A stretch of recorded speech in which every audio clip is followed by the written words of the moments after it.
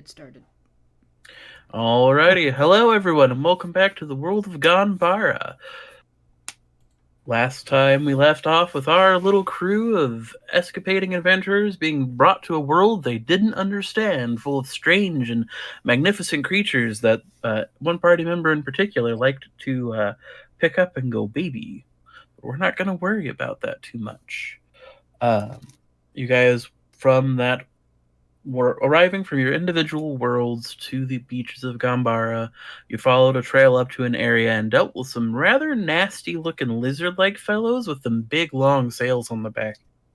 Um, and then as you finished off with that and you set up camp for the evening, you were greeted by a strange reptilian man that looks like maybe some sort of dinosaur. He's a dinosaur. His name is Vixus. He's one of the many horn, but you don't know that in character yet. You just know he's weird. But this whole thing's been weird. So, not a big surprise. You guys sleep through the night. I don't remember if I cursed you with dreams, but we'll just say we haven't yet. It is a fairly restful evening for as much as one can in a strange environment full of unusual cries from the trees in the woods. But when dawn breaks, you all come out of your tents. What do you do? Or roll me a perception check. Or do something. I don't know. It's morning. You're waking up. Who's first? Who's the early bird gets the worm? I don't know where the fuck I am. Put yourself on the map. You're going to be up in the top area with the other guys. Are you underneath the baby? I might be. I was on there, and I'm just like, where the fuck did I go? I may have put your icon, the dinosaur icon, on top of your icon, and I cannot separate. Well, it's alright. I'm here. Just... Okay. Cool. So would you like to go first, I suppose, waking up, since you said something? Sure. Excellent. So you wake up in the morning. The others haven't quite gotten up yet. Maybe you're not used to this just near constant amount of sound, as you come from a dead world that was mostly at best quiet caverns dripping with water, and at worst harsh burning sands and wind-swept areas. And this place is just alive, in the sense. And you come out of the tent, and you notice two things in particular. One, your baby you have adopted is standing around, kind of scrounging at the dirt. It looks up at you. I will need you to actually roll me something, if you wish. Do you wish to continue your already started path of domestication of the Skittleosaurus? I mean, I did. I started it, so. I just want to make sure, you will be welcome to adopt as many animals as you want, but there will be consequences, and they are easy DM bait. I mean, that's fair. Like, I imagine if I bring him away from this easy area, that he's probably going to die, so I might not. So you say that, but this is one of the strongest AC creatures I have for you. He's surprisingly tanky. So it's up to you if you want to. You either have to shoo him off, or you can try to feed him and do another animal handling check. I'll try to feed him and do a handling. My handling sucks, so... This is fine. It's not a terribly high DC. Yeah, your handling sucks with a 15. Okay. Meanwhile, I have... So the domestication rules I have is when you guys do an animal handling check, I need to roll a survival check. And he got a nat 1. Well... So how do you want to do this? How are you taming him? Well, I know that he eats these, like, this green shit. Oh. I'm gonna find some of the green shit that he's trying to dig up for him. Okay. There's lots of green shit around you. Your hand happens to grab a hold of a particularly juicy branch. You bring it down to him for him to feed, and he feeds quite happily from it. And he makes like little happy almost bleeding noises as he eats it. And a set of berries falls from his hand, and before you recognize what happens, quick flash of movement, and what that one beach bird you were like, here is food, is back like a seagull, and is just going after anything this guy is dropping. Okay. So I did more research into how the domestication side of things works, and as it turns out, you accidentally domesticated yourself a Dota last session. Have fun with that. Eh. Do it on purpose. Yeah, you didn't on purpose, but I just wrote it down like this happened, and then I went back and looked at it and looked at the rules compared to the stat block I had, and I went, "Oh no!" How dare you? I'm a single father of 2. Why did you do this to me? It's fine. It's fine. Probably. Baby and chicken. BB and chicken. Alright, well, that's actually what I'm going to do, Gray, is I'm going to pick up the chicken and put it on his brother's back. You do that, and for a second, the Skittlesaurus pauses and like cranes its head back to look. The little dodo makes a squawking noise, and it just like goes back to eating on the branch you gave it. Be nice to brothers. So this is how the rest of you wake up too. Yes, the squawk is nice and loud, and a bit of pain in the ears for those in particular closeness to them. For those of you who have ears. So who wants to go next to waking up? Or am I going to have to roll the 1d4 of DM forces characters a week? I feel like Fi would be a pretty early riser. That is fair. You wake up and it's a nice, wonderful dawn morning, though it's hard to see because you are in a clearing of the jungle. And the trees block most of your normal sunrise, but you can see the nice oranges and yellows filtering through the leaves. You find your draconic companion having a good time with its adopted family so far. I see you are very quick to make friends.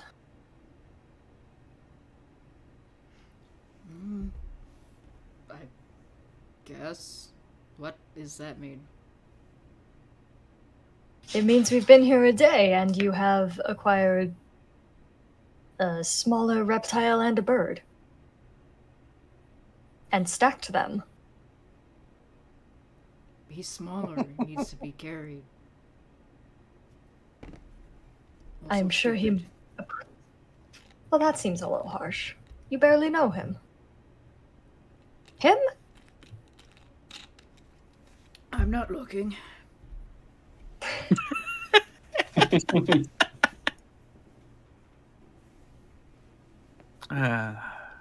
Wonderful morning talks.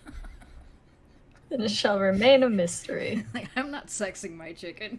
Get out of here. We are not asked. I am not going into the dungeon meshy levels of how to check the gender of your dodo. I have a line, and that is manhandling animals to find out what gender they are. You can just ask. For now, yes, he is a boy. He has a slightly darker head coloration than the other ones you saw on the beach. Somebody will get to speak with animals eventually.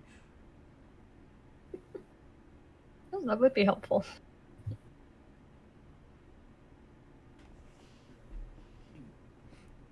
Looks Okay. around and goes, do you eat green things too? Oh, I do not eat.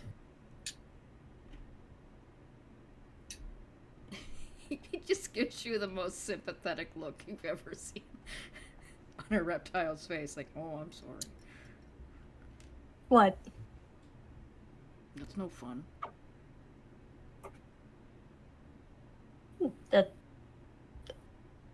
I wouldn't know. I sort of, I guess, predate the concept. He shrugs and goes, oh, well, maybe you have other fun things. What other fun things do you have? I'm not certain how to answer that.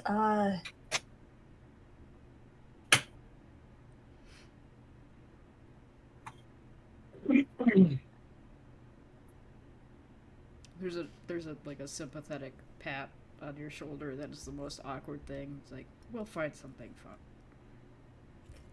Okay. So many question marks over this dog's head. Little head tilt. She's like, I don't understand this conversation. It's completely fine, neither does he. He is learning. We are learning. We are growing. This is important. Anyone else want to volunteer, or do I need to get the stick? Well, I was going to say, Ms. Eve has been listening to this because they probably woke up with the sun and just been completely still doing the plant sunning thing. Because they're not used to getting sunlight. Yeah. And in fact, there's a location right up here that would be perfect for it. Okay. Totally not It's a setting trap. you up for a DM trap. Yeah. No, I'm kidding. I was genuinely not. I was just like, this is probably the best spot for the sun. Because this overhanging cliff edge gets just enough of the morning dawn's light from the lower levels of the canopy exposed in that you're warming up and heating up. Your leaves unfurl, your petals seem to shine just a little bit brighter as you watch down below at these two pondering over their situations. You're more than welcome to talk with them from up there. I was just like, this would be where I would put a plant. Uh-huh.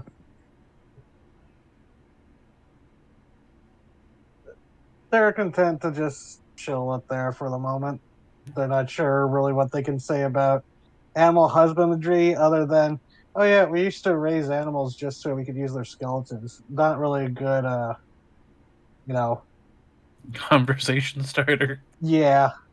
Because it's like, you use the bones after the people have their meat, you reanimate it, and now you've got, skeletal cow pulling a cart for you.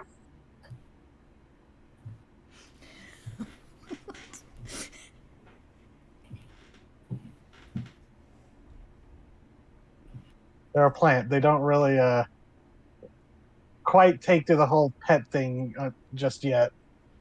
No, that's absolutely fair.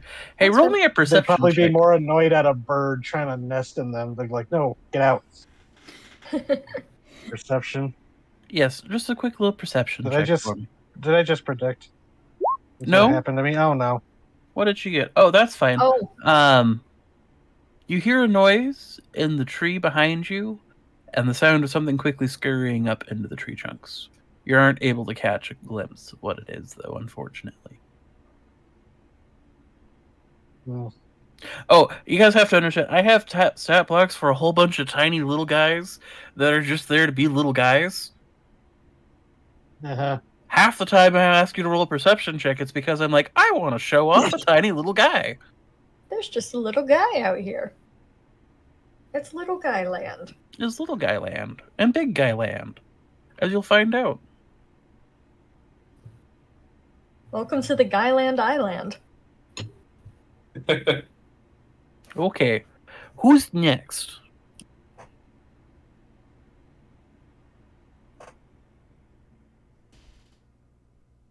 I will get the stick. Flip a coin. We've got two people. It is the Greek ones that have not woken up yet, so roll one. Scene, odds or evens? Evens. That's a shame. You get to go first. All right. You wake up And out of all of them, I'd say you're probably the one who's probably the most shocked at the change of environment, because this isn't, your usual indoor quiet spaces where you've been studying as a cleric. There are birds and animals and something big snorting and squawks of a strange bird. It's a little jarring, a little different. Better than the sounds of people puking their guts out from the plague. This is also an incredibly valid point. There is no plague here.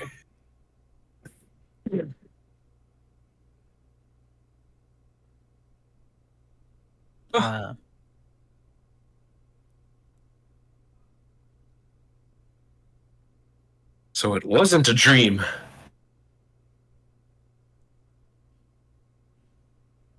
Nope.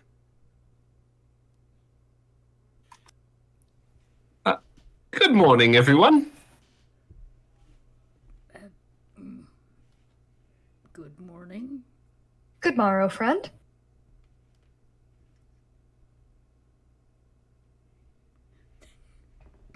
Oh, Vine wiggles in response.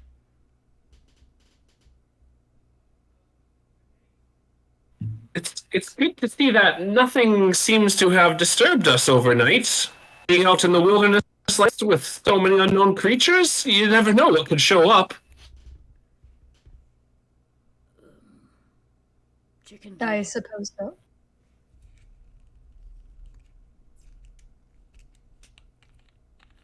He's just gonna point at the chicken and go, "It's a chicken dead." Oh, yes, a Beach chicken chicken. did.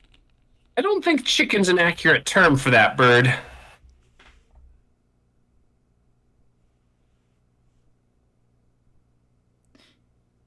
You're not wrong. From what I've been told, chickens are meaner and nastier. We call them dodos. That's Also, good morning. Morning. Welcome to the Good morning. conversation. Apologies, I was scouting out ahead for our next plan of attack, and we have a slight problem. I did let Agatha know. I was heading out, but Algalma, sorry, I'm gonna get that right. But I didn't know if Algalma was awake. Because I forgot Algalma's a statue person, has probably just been sitting there this whole time, silent. Yep. Didn't we appoint Agalma to stand watch because Yeah. they don't sleep? Yep. That one goes a little too hard. Let's I'm see just if I- kind of standing. Actually, hold up. Let me move her a little. Just standing back there, looming, not moving, like a statue.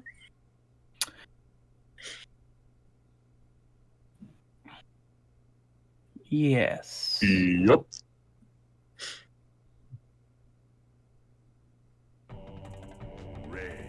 That's the wrong one. Hold on. What? Don't. That's Lost for couple. that's for combat later. That's the wrong one. I don't think Nazeeb is going to be able to do the obstacle course. We'll go with this one for now. This is fine. This is I don't know standard. why that caught me off guard so Me too. Because it's like you just hear the music suddenly, you're like, what? And then you just hear rage. much. That's what it was. So good news, bad news. The good news is we're gonna take a route that will get you to whichever location you want to go to. The bad news is we can't go back out the easy way.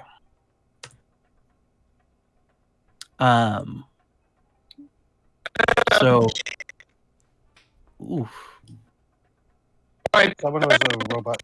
Whoa. Hey, Oh, scene. Scene. You're a robot. Megan, see? Back out. Yeah. Whoa. Yeah, you're a robot and something a little fierce. Is it better now? Yeah, now it's better. Oh, now it's suddenly very better. Nope. Oh, never mind. Yeah, it seems to be happening to random people today. It's happening to you, Alex, when talking about the lizards.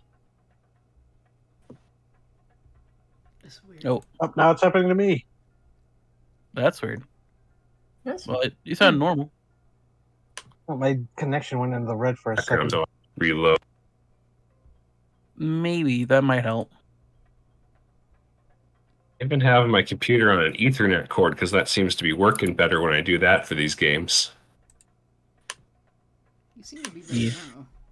Yeah, you seem to be fine now. So if you want to re-say what you were saying.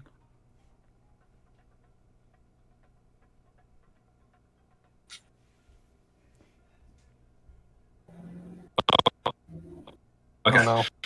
Oh, boy. Go Oh, back no. into the shite Ouch. Oh, that actually hurt my ears. and read your. Oh no. No. All right, is this better? Yes.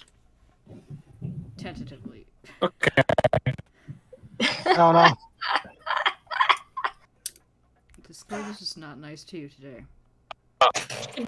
You back there.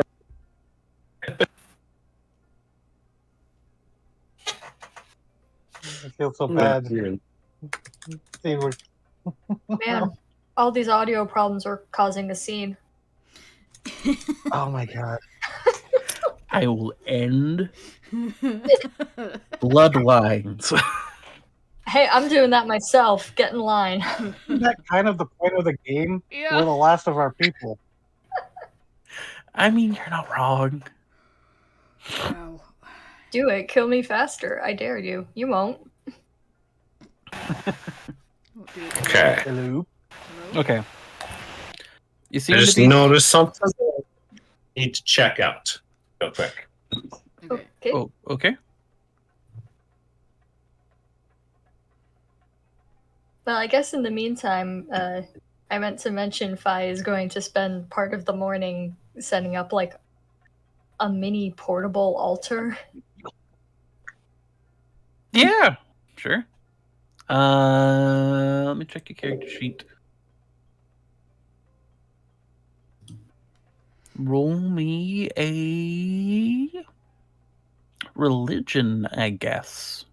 That seems like the most apt thing. Yep, you build an altar, no damn problem.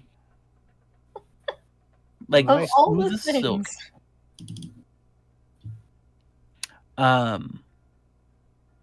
Actually, so this is a more important question. Who are you building the altar to? yes.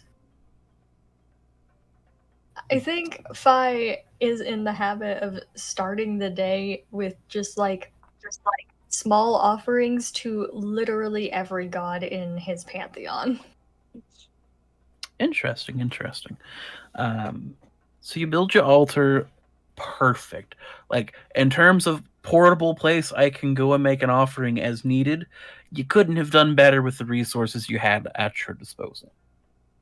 Like it's a little bit impressive. And you get like a little decorate. You get almost with the time you have, you get a little almost ornamented, a little bit decorative.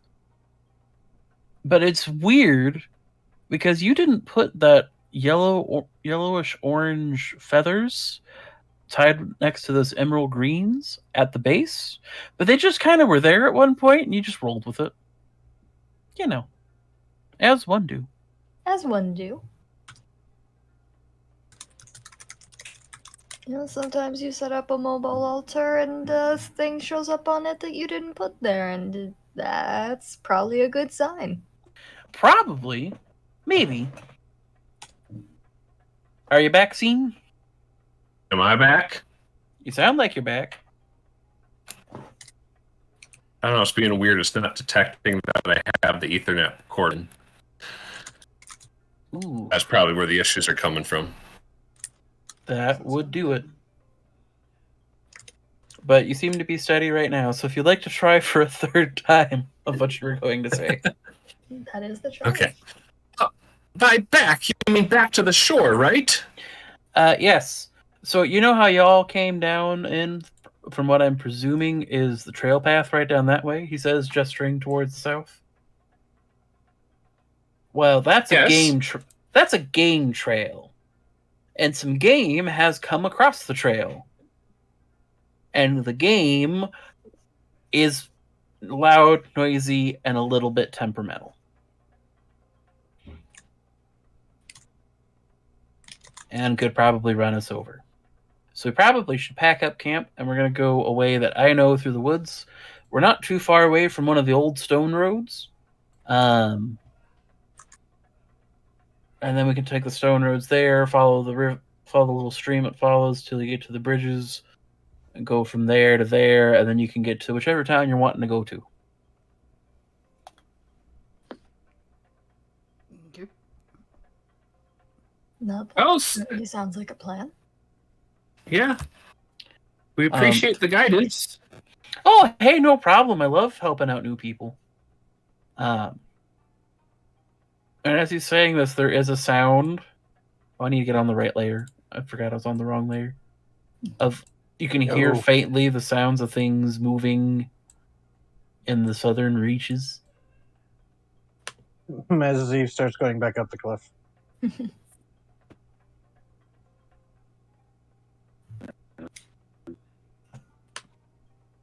You are free to, if you want to investigate, you may roll a perception check.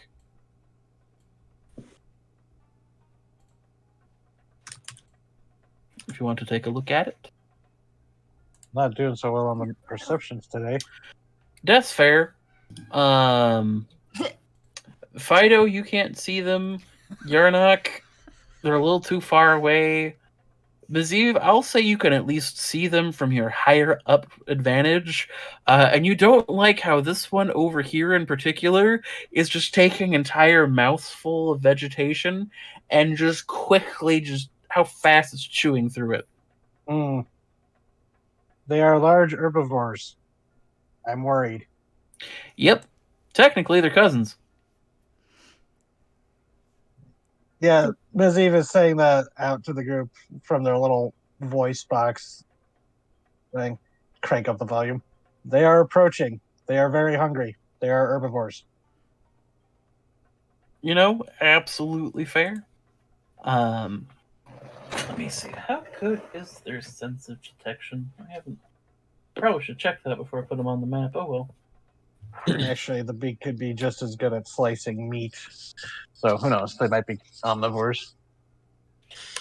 Oh no, you were right about the herbivore part. As much as anything's a full herbivore.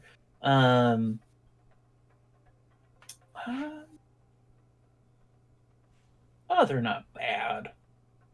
Not as bad as I thought they would be. But I am going to roll the. Hey, I have tables for this, so let's roll a d6 and hope it's not. Yeah, it's not. Awesome.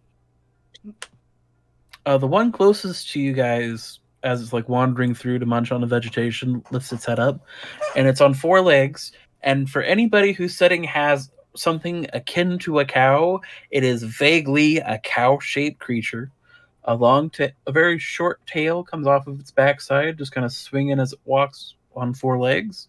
The impressive part is its head, almost 3.5 to 4 feet long, with a sharp beak in the front. The back of the skull has this impressive frill with small horns angling out at different ways. There are 2 smaller ones on its brow and an impressively long horn on the edge, on the front of its snout. And it kind of like lifts its head and looks at you guys, and it snorts. And then it starts going back to the vegetation. It seems most unimpressed with us. Yes, it's kind of like a cow dragon. They are unimpressed with you because they eat plants. You are made of meat and stone. I'm staying up here. No, that's absolutely fair. They are also known to be very temperamental, and they like to charge first and ask questions later. Is this Bix saying this? Bixus? Yes, this Bix is saying this. Okay. And as he's like quickly like putting out the fire, like, so we probably should get a move on. We're gonna go up this. Like, here, I forgot everyone can see rulers, so it's like we're gonna go up this way, pointing in this direction, up by the cliffs.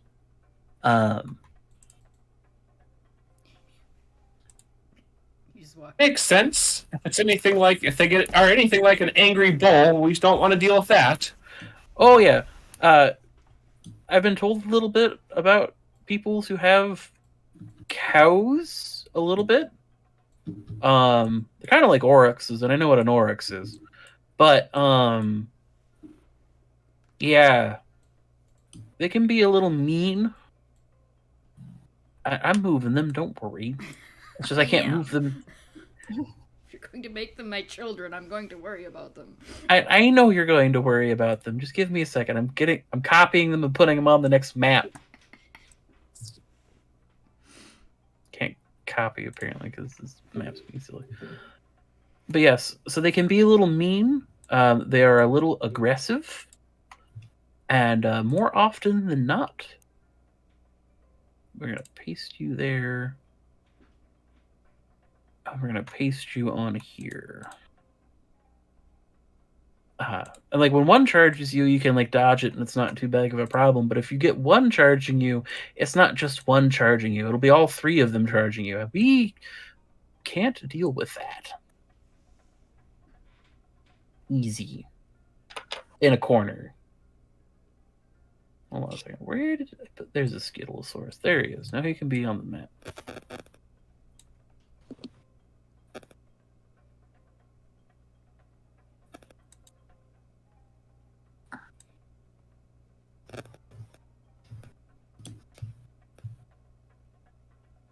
Front.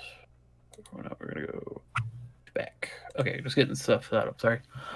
But yeah, so you'll probably see them around. They tend to be fairly common. And they tend to thrive very well in a variety of different environments.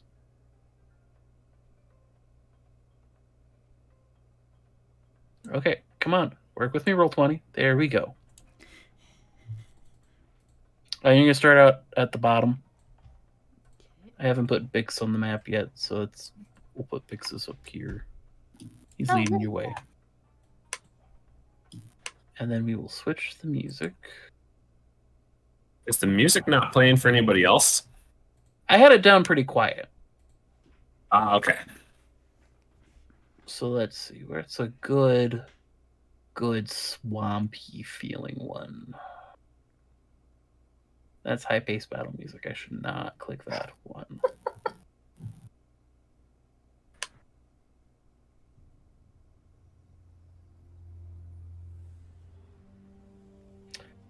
So Bixus leads you through the jungle. Here, I'm going to turn... I don't want the music to be overwhelmingly loud.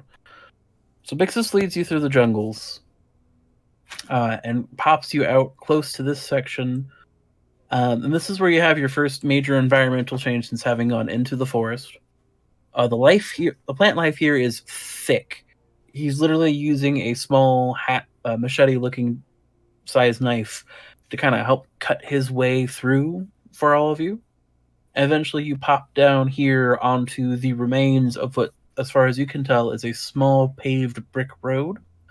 On your right is a small, not quite a river, but a proper-sized stream.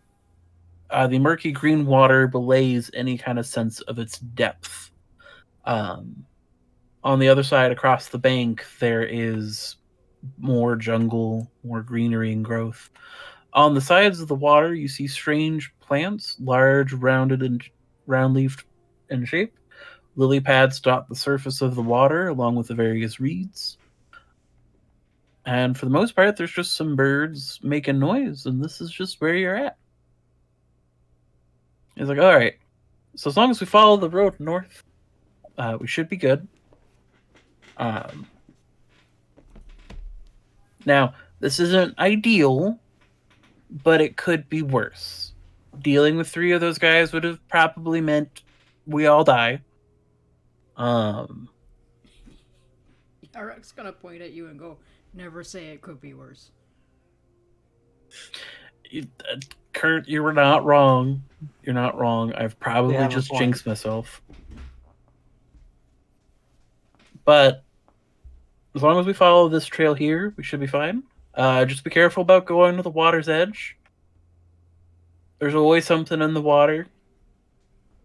And I would boil any of that if you're going to try to drink from it. I just realized Yarnock and Maziv both come from worlds where things did go bad.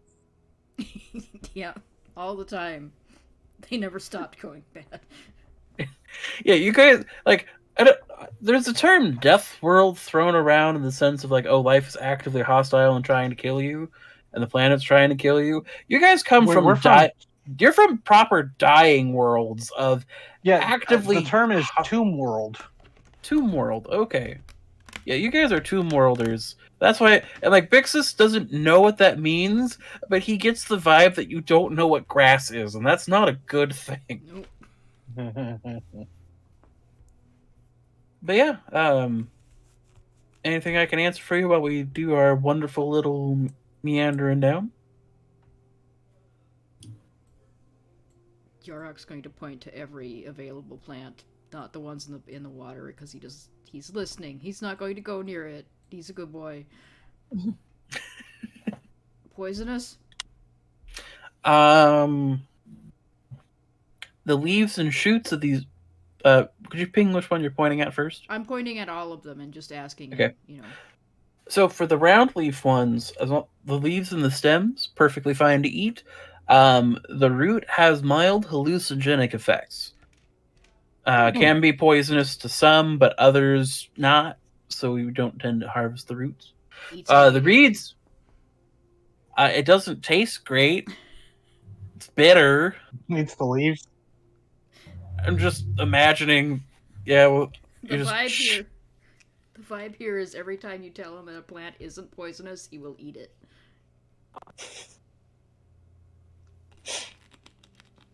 So for the most part, Bixus is actually like really getting into it. It's like, and like with those reeds over there, you can't eat the cattail stems, like the big things that look like they're food. You can't eat those. The food's in the roots. Eats it immediately. Just the whole plant, Oh, God. or the part he Yarnock said. would probably bite into a cattail. The parts that he says are good to eat. That's the parts he's going to eat because again he's listening because this is a very smart person that's telling him what he can and cannot eat. I'm just mean if he wasn't here, Yarnock would totally bite into a cattail, wouldn't he? Oh yeah. Oh, definitely. Forbidden corn dog. So, and like the small ones, like the grass, you probably shouldn't eat. It'll just make you sick. When it comes to those, he's going to point up specifically to this tree over here. Maybe? Game? Are you on the wrong layer? No, it was just... My mouse is being funky. Oh, shit. Hello? 1 second. Uh-oh. Yes, Here we beat the go. mouse. Yeah, don't eat the moss. That is bad. So you see those big... You see the big frilly one over there? Do you see the weird pointed tubes on it? Mm-hmm. Those are bananas. And when they grow yellow, you can pull them off and eat them. But if you pull them off beforehand, they just taste bad. They're not good for you. Are there any yellow ones? There is a small bunch of ones. It is roughly 6 to 8 feet up the tree. He's 8 feet tall. How tall is Yarnock? Oh no! So it's like right at height. He just reaches up and grabs them and pulls one off and stuffs it in his mouth immediately without peeling it. Absolutely fair. You get the bitter outer casing. Spixus goes, you should peel them first, I think. I like him with the peel on, though. Because he's herbivore. He's going to eat his banana and bring the rest back to the others for a treat. And to point out the taste profile, it is in fact... Where did they go? Where did the pets go? I don't know, you're the one that was controlling them. You're the one that controls them, mate. Oh, there they are. Fido was on top of them.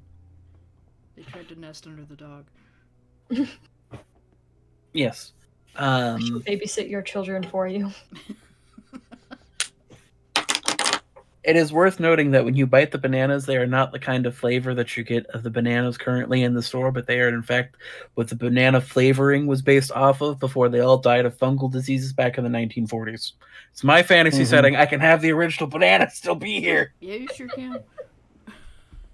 You can still get those bananas technically, but they are different tasting. You have to go like to specialty places to order them because there's like only a few trees left. Yes. Heritage banana. Heritage bananas. There's that Heritage Apples website. I want one of those Anyways, apples that is sorry. like fucking black outside. Yeah, and the meat looks like flesh. Yes, I want it. What the fuck? Yeah, it's gnarly. They're weird. Weird Damn, apples I are was weird. allergic to apples. You don't happen to know of any of the medicinal properties of any of these plants, do you? Some of them, yeah, but your best bet for that's probably going to be running into one of the druids. I see. Well, So like that I know makes ones. sense. So like I know ones that you can use that will help like ease stomach aches or stuff that like, hey, if you wrap this around a wound, it'll help it from stop bleeding.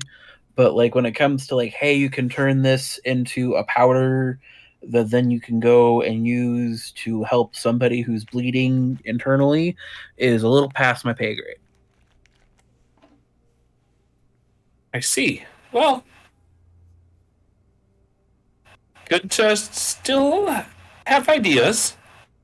Yeah. No, we'll find the druids. You'll be fine.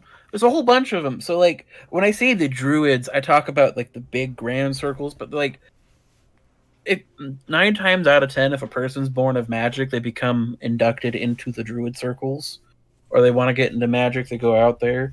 I mean, you have the crazy wizards in the tower, especially around the Jellerac cities. And then, like, you have some people who do things. And then I've heard rumors about people having, like, deals with outer beings and things like that. But that just sounds like how some of the druids operate anyway. So I don't know if that's the warlock stuff is true or if someone was just yanking my chain. They like to do that. And as you guys are progressing along, odds or evens? Evens.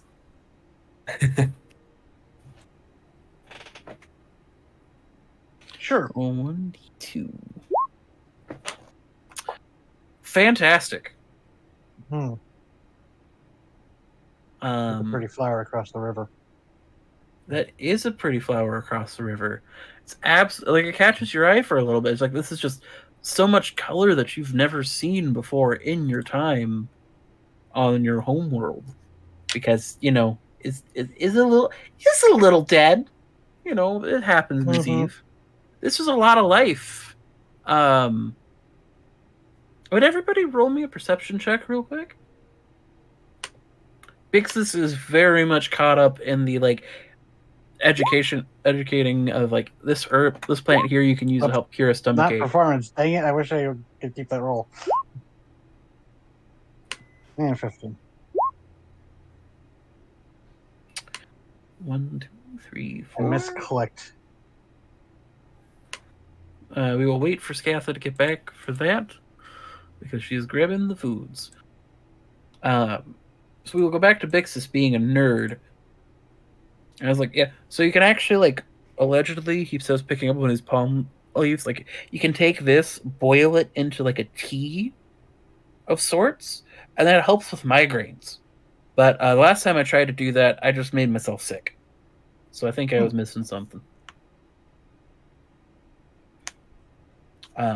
Now, you can often find small game under things like this. They'll use these bigger leaves to cover, especially in these like mildly swampy areas. The places where it's just not quite big enough for the crocs to get a good landing on usually means that there are competitions in the area. Do any of you know what a salamander is? Yes.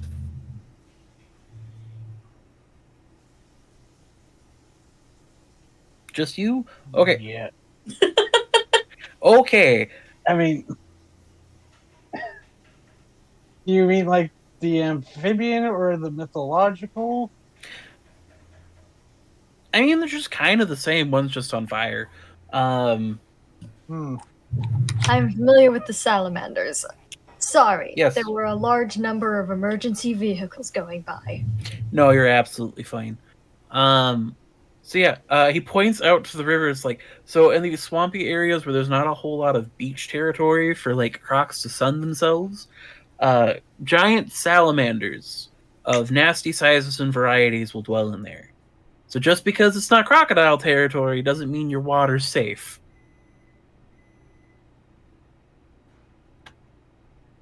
Like, they get big. See,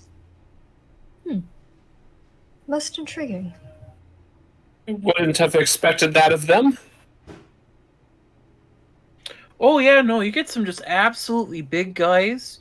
And I'm talking like, I should make up fantasy measurements, but we're just going to go with 15, 20-foot long guys. Like, massive dudes. And they just live in the water. They like these murkier areas. Sometimes you'll find them in colder environments too. Because, like, the competition with the crocodilians isn't as steep. Hey, Scatha, now that you're back, could you roll me a perception check? Okay. Okay, so you don't see it immediately, and Bixus doesn't see it because he is very excitedly talking about the giant salamanders in the water. But everybody else hears a set of footfalls from the jungle to your left.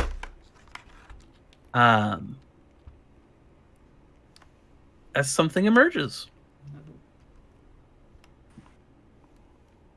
Let me flip to the right page so I'm looking at the right thing.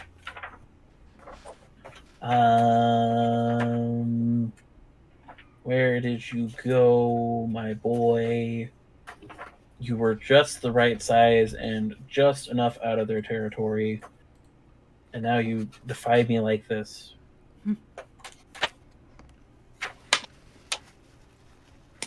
Here we go. And now I need this page. Everybody who sees it, which would be all of you for the first time, I need you to roll me. Okay, they're affected by a curse that causes them momentarily lose all understanding of dinosaurs and other mythical creatures. Okay, so you see this large reptilian creature standing on two legs.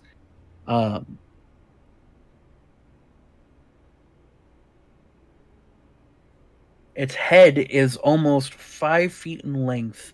Two arms with 4-fingered claws are hugged up beneath its body, a long tail tapering back. And you are just, despite everything, none of you have any idea of what this is because of it's a curse. It's a curse. It's just a one-time curse. Just a little curse. Actually, everyone except Yarnock, because Yarnock, you were distracted by something. Roll me a d4. Okay. Everyone? Everyone except Yarnock, because Yarnock has not looked at it yet.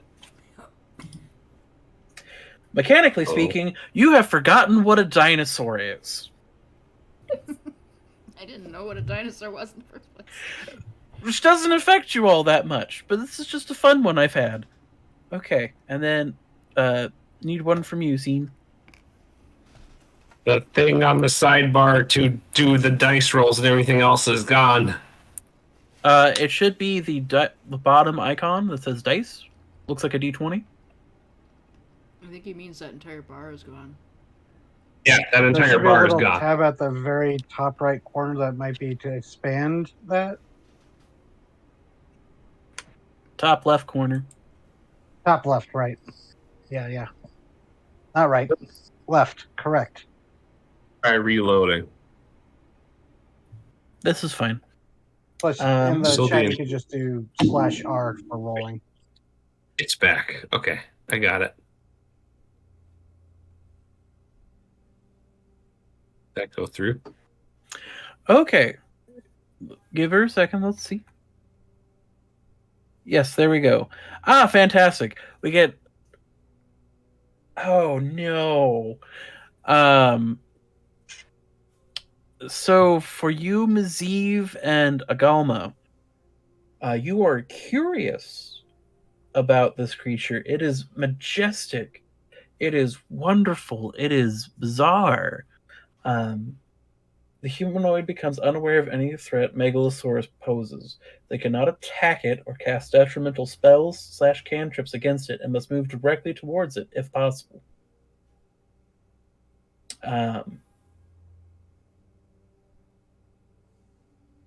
But for Fido and Laddie,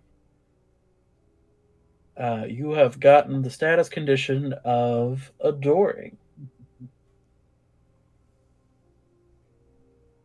This is the humanoids must attempt to feed or heal Megalosaurus on their next turn. Megalosaurus can accept any food as a reaction, and then will have prioritize killing other creatures over any that have fed it or healed it. And you see Bixus look up, and he just goes, "Son of a bitch!" And now I need everybody to roll me initiative.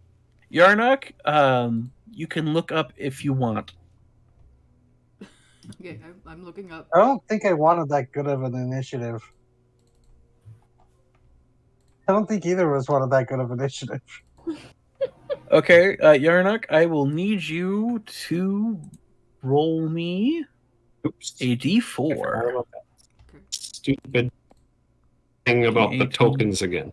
15, 18, 7, 15. I need to get rid of your old initiatives, which are still on here. There we go.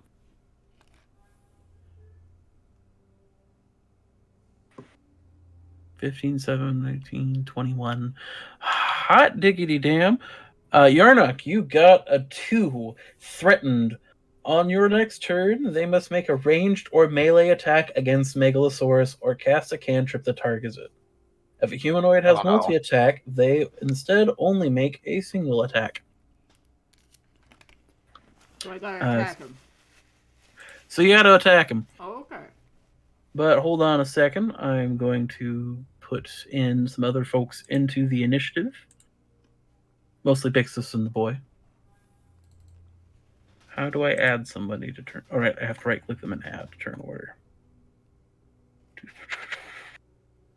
Add turn. You had a 16. Bixus. Thank goodness. Let's see what the Megalosaurus gets. The Megalosaurus gets...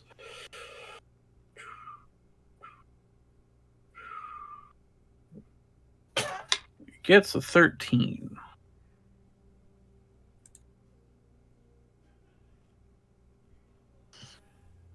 This is not bad. Could be worse. No, you were 16. I wanted... Come. Roll 20, stop fighting me. Okay.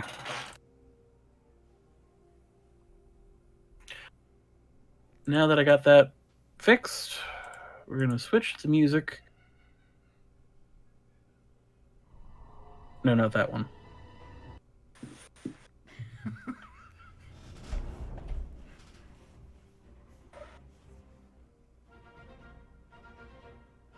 So initiative begins.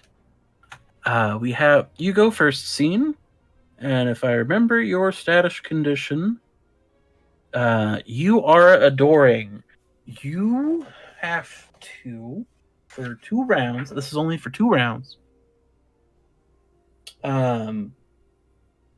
you are compelled to feed or heal this creature. You can tell he's just a hungry guy. He just needs a snack. He'll be fine. Does it look wounded? Not particularly wounded yet. He just looks hungry. I have 2 musics playing. Hold on a sec.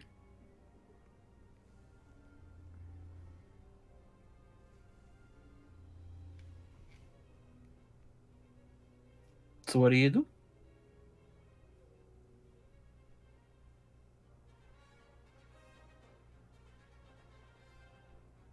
You can feed it a ration if you have anything else.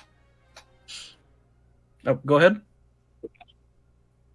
Yeah, I don't have any particular food. Yeah. Yep. So you can grab like a ration out of your pack and try to approach him. Or let's do that. Okay. Go ahead and move your token closer. You have to get up there to feed him.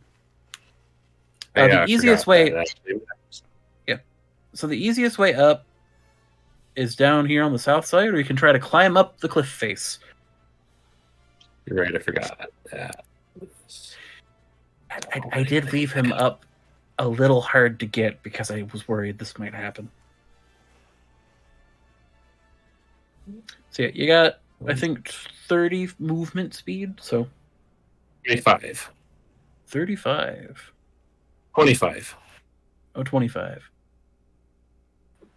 So you could probably get to, like, right about here if you wanted to. Yep. Crucial dash. Here we go. Okay. I'm trying not to kill him, I Scaffa. know. Good. I could. So are we like physically compelled or what? You are just kind of held by how majestic this is. This is a prime example of a creature built perfectly for its thing. Mechanically speaking, you are cursed. Okay. It is a short curse, but it is a curse. Because it's just on site, it didn't even give a chance to save or anything. Oh no, it says no save allowed. Okay. Level But- 1.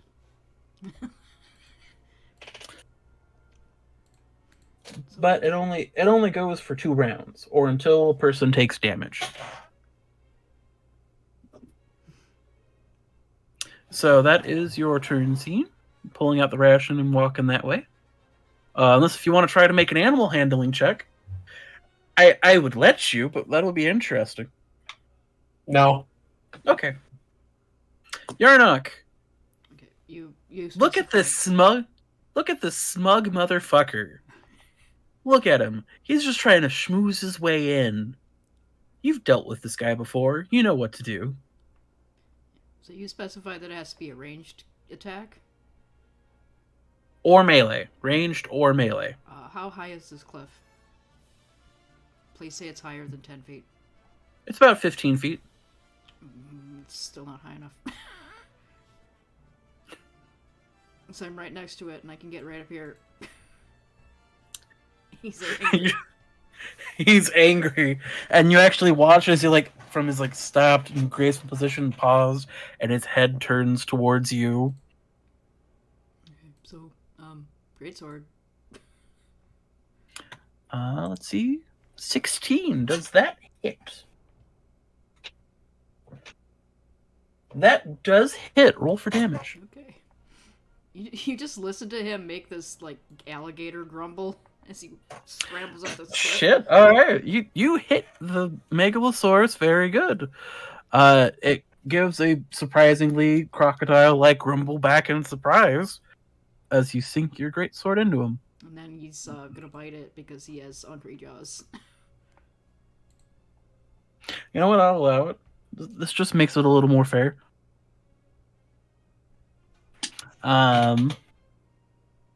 14 does hit, but matches his AC. You just watch him lift his kind of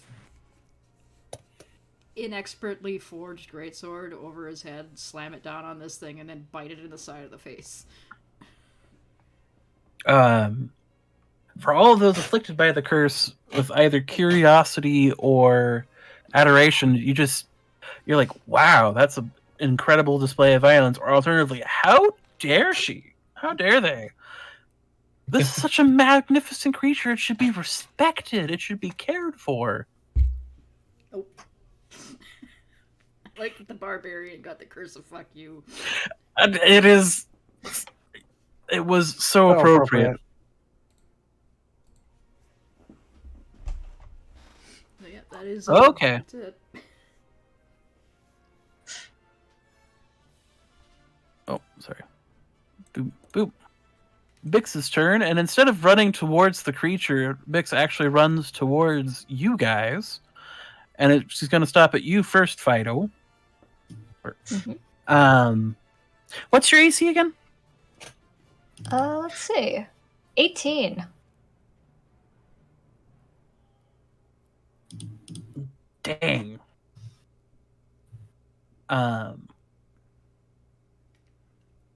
Let's plus that on top of the dice roll, so that's a 17. Son of a bitch.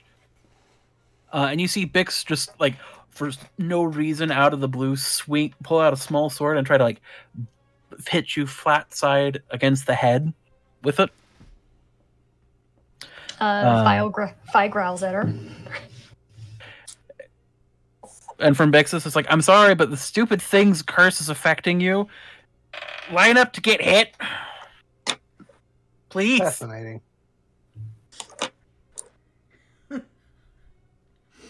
It is your turn, Maziv. If I remember right, you rolled a 1 or a 3? A 1. Cool.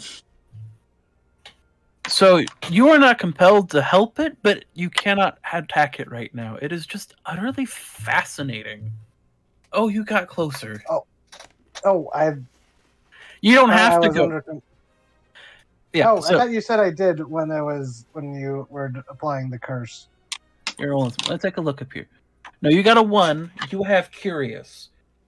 Oh, you must move directly towards it if possible. Yes, actually, you have to move towards it. You just don't have to actively help it. That is my bad. I should have freshened myself. That's my full movement for being a speedy little weed. You are incredibly fast for a plant, and you get right up there and just looking over at how well built this is. You've seen skeletons of this animal. I literally pull out the book and start sketching it. That's my turn.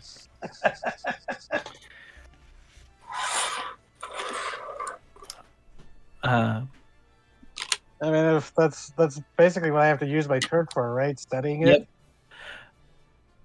You just have to move towards it. It doesn't say you have to study it. You just can't hit it, and are compelled to move towards it. No, I'll stick with what I said. Okay.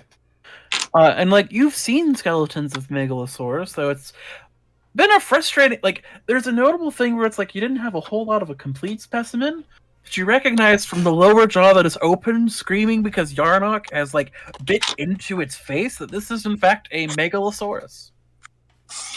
Okay. So I guess we're just going to say that the planet they came from is an alternate Earth that got nuked. They're space dinosaurs. They're space dinosaurs. It's fine. Because Maziv knows a lot about Earth stuff. If we want to do an alternate Earth, we can. It can also just be you are from space, and you have a whole bunch of weird books. I don't count. I know more about things like coconut crabs than I reasonably should, for there being no coconut crabs in my area. You're allowed to have hobbies. Okay, Agelma, your turn. Yeah. So you are compelled to get closer to the creature, but you cannot attack it. So you got to move towards it, but... Great. Right there. Right up close and personal. Yep. No fear. Let's go. No fear. Let's go. You should be afraid. This was a bad decision on my part, and I am only realizing now that I am a fool for doing this. To a bunch of level 1s, even. To a bunch of level 1. He's not too bad. But I have 9 HP. He's not too bad. Does everyone have their backup characters ready? I'm a wizard weed. You don't have to get... I'm going to hold my punches back. I'm not an asshole.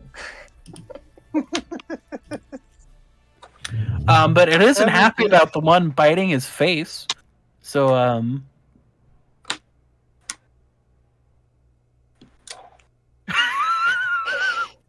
Yarnock? Uh-huh. Yarnock does a 7 hit. Nope. We're gonna try.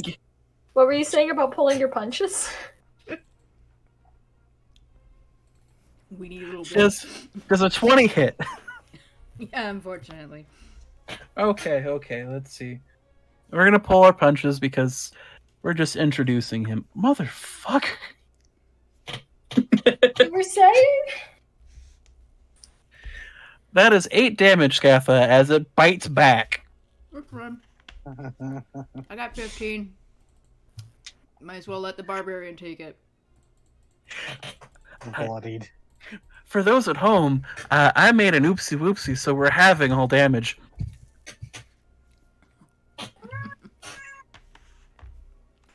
But that is its turn.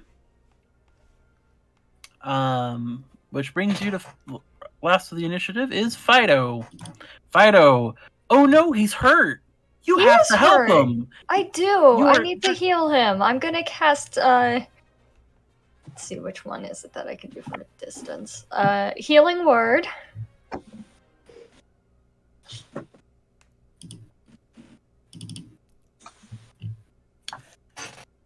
Okay, so he is back up a little bit. Nice. And my healing word is. Oh, come on. He's just a little guy. He's not a little guy. He's just a little guy. Be nice. He's just a little guy. Absolutely not. Okay. Back to the top of the initiative. Scene, it is your turn. Oh no, he's hurt! You can help him. You're a cleric. Apollo sent you to help people here and get the medicine. And he needs help. Beat your ass. I'm gonna come up and visit, and I'm gonna throw you in a lake. Well, I think I can only do cure wounds by touching. Can I actually get by it? Yeah? I can go there. Yep. Yeah. Moves over. Don't worry, I'll heal, patch you right up. This is going so worse than I thought it would. Yark is so frustrated with all of you. What's that? Oh no. You have undone all the damage Yarnock has done successfully.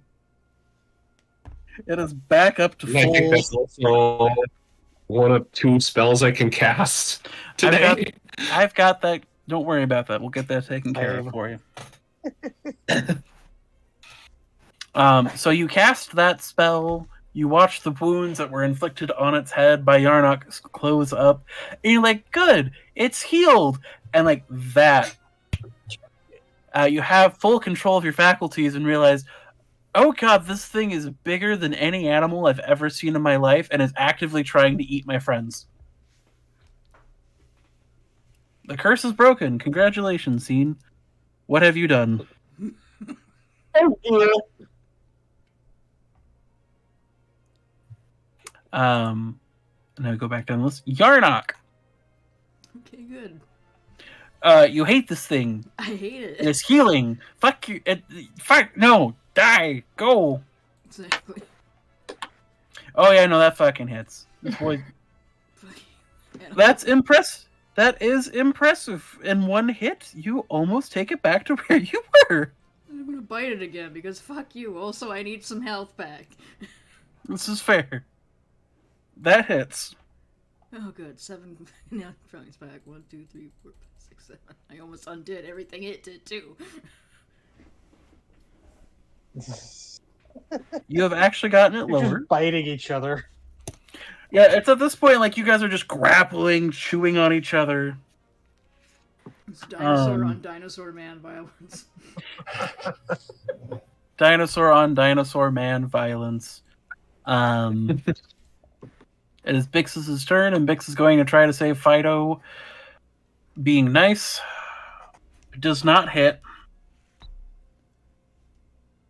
I'm sorry. It's like Just the boy and the dodo are just sitting there watching this like, oh, we're hanging out with these guys now? No, you'll actually, if you look back towards them, you notice that the dodo is panicking, and the boy is like getting defensive. His tail is raised. This is not the first time he has seen one of these. But Bixus will shout up because he notices that Laddie has gotten himself out. I was like, get out of there. He's way too hard for us. Don't let him bite you.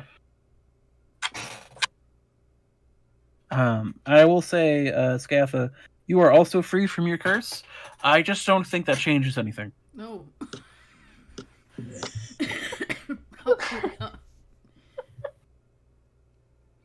Alrighty.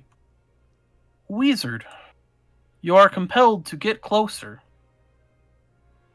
I can only do that by going here. This is fair. Well, a better angle on this to draw. Yep. And while you're doing that, you do notice that your friends seem to be a little more fearful of it than you are. I'm assuming there's some part of you like, I'm a plant? That's a predator. It's not going to eat me. I'll be fine. It's not like those ceratopsians. Those would have fucking killed me. Yes. I will say that you can do other things with your spells as long as they are not casting detrimental spells or cantrips against the Megalosaurus. Well, or if you want to do, I don't know, a skill check or something. You are a scientist. If I could custom give you guys skills, I would have science and you would have proficiency in it, but I do not know how to do that.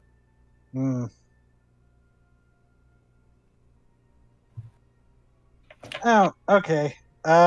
Just gonna be like realizing that this fighting is because I'm so fascinated with it. It's like, okay, we really should be leaving this alone. We're messing with it in its natural habitat. So I'm going to try to like, all right, everyone, we need to like leave this thing alone after I finish the sketch, and I'm going to try to entangle it because it's a large-sized creature. That is not actively detrimental because it is not. Yeah. You entangle roots around it. It's a species feature. Yes. You entangle your roots around it, keeping it still, but not being detrimental to what it's doing right now, because it's not really stopping from it trying to clamp its jaws around your friend. So, yeah, it is rooted in spot. And you realize as soon as you do that, you're like, because you get a good feel for it, you're like, oh, this thing is mostly muscle. There's no fat to this. We should really get the fuck out of here. Akalma. Yeah. You're up as close as you can get to it. You are fascinated by it. I would like to try and pet it. Roll me an athletics or acrobatics or an animal handling. You know, being not made out of meat, Agalma might be the one with the best chance to like tame this. Okay, so you're like reaching out to pet it and get a good feel of the texture underneath its hands, and you're able to dodge its thrashing. You can get like a good solid couple of pets on its side. It's surprisingly textured, almost like how pebbly in nature. Like it's not armor per se, but how the scales interlink, and it's kind of like reminds you a little bit of home. And then because of home flashes across your mind, and of course the volcano, as it always does, flashes, and it snaps you out, and you realize, oh, this is practically a dragon. I'm petting a dragon. I'm in biting range of a dragon. Great. Okay. And you are free from the curse. Fantastic. Let's see if the Megalosaurus and his actually, you have a fun thing that would break you out of the movement stuff. And I could have Or I could save that for later. I'm going to save that for later. It doesn't like you right now, Scaffa.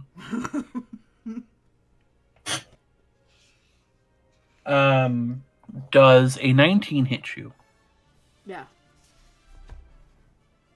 3 damage. Okay. And then I'll try to bite you again. I am assuming a 8 does not hit you. Nope. These plants are actually proving to be pretty difficult, as it is stuck. But it does get a good nip in on you.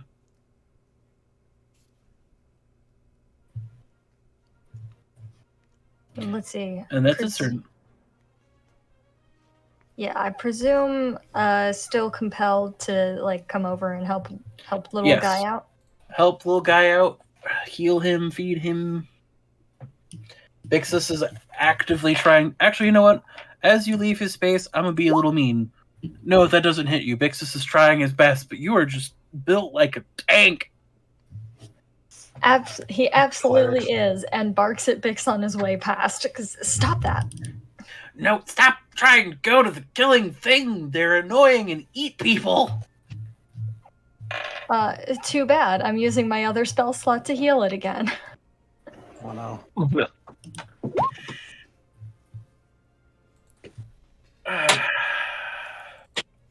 Okay. This is going interesting. And you heal it, and it's like, yeah, that should help the little guy out.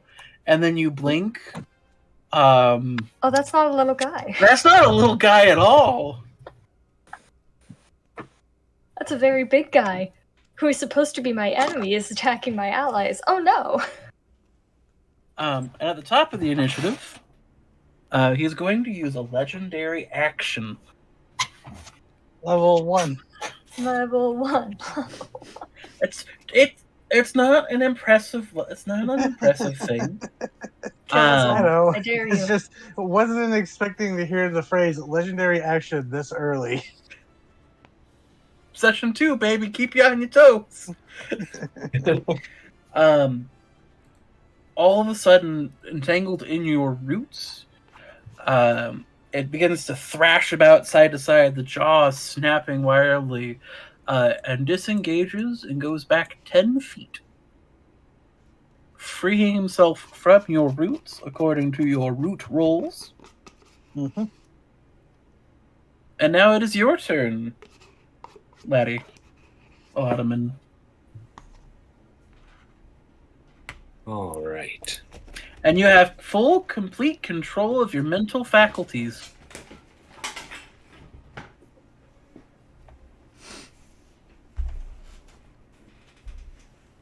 Oh boy. Stay back, creature. Use Bane.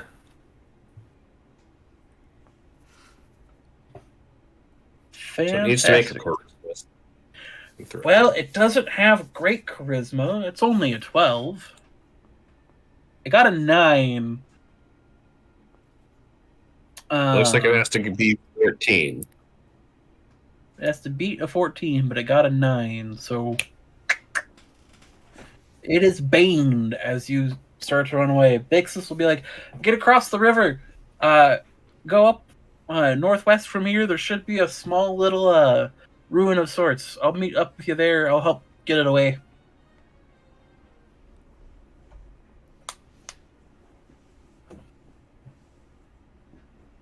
Yeah. You've banned him. Congratulations. That should help. It reduces its rolls. It does.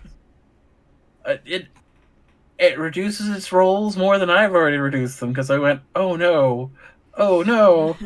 You fool. Well, the lucky thing about this is the fact that it forced me to attack it meant that I couldn't go into a rage, which means I am still within my mental faculties, so he will listen to the tiny parrot man. Between the parrot man and the sounds of your children already swimming across the river. I can get here. Mouse, stop being stupid. Okay, there we go. Yes, your children are starting to cross the river. And that'll be your turn. And Bixus will do something strange and delightful if... 1 second.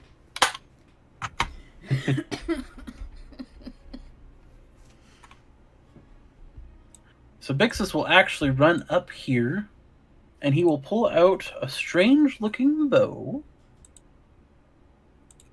and fire an arrow into it. And that hits just straight up. Interesting. It is a red-fletched arrow. We'll just say that. It does a decent amount of damage. And he's like popping up. He's like, "Get down there. I know how to. I've dealt with these guys before. Usually, if you piss them off enough and lead them away, northwest ruin. You'll be able to tell by the giant skeleton out front."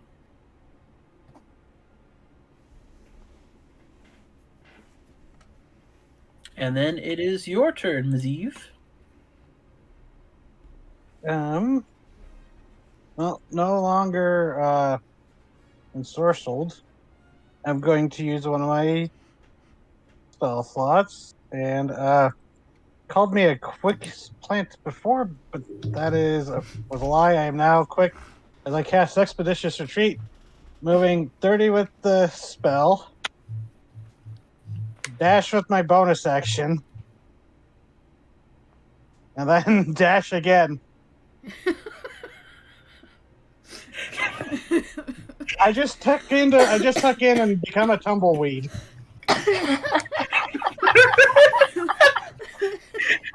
I skip off the lily pads. I just bounce off. As you're like jumping off the lily pads, you see beneath the waters, very clearly like asleep, is one of those weird giant salamanders he mentioned. When I land on the other side, could I warn them? It's like, oh, salamander underwater. Yeah, you can warn him. That is a wonderful turn. Yeah, Agama. Expeditious Retreat is fun because when you first cast it, you can move 90 feet. Fair enough. I'll go to the water's edge, but is there like another way to cross that doesn't involve swimming? Just walk along the bottom of the river. Yeah. You don't have to breathe, so you can just walk along the bottom of the river if you want. Well, that's what I'm gonna have to do because I can't swim. So That's fine. Go ahead. how deep is this? Probably about 15 feet. Cool. I'll dash. So I would be right about there. So you start dashing across, and I'm just going to show him, but he is not going to engage in combat because I'm not cruel. So my thought goes to, have you ever seen how hippos actually swim? Because they just kind of like bounce off the bottom of the river. Yes. That's what's happening. And you do that running right next to this giant salamander who is awake, but he's just like, what? What? We're both very confused by this. It's great. It's fantastic. It is now, I need to go back to the Token Slayer. It is now the Megalosaurus' turn. And he's going to come up, lunge, and bite at Bixus, who is going to yell in pain. But he's still standing.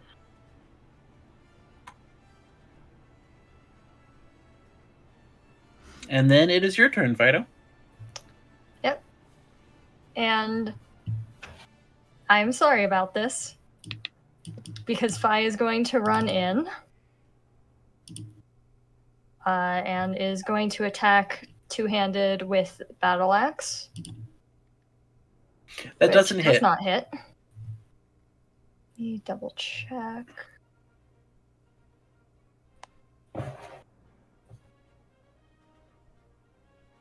Okay, not yet. So that's all I can do. Yep. Bixus will look at you. He's like, I've got this. I'm fine. This isn't the first time. Trust me. I cannot retreat until you do. I forgot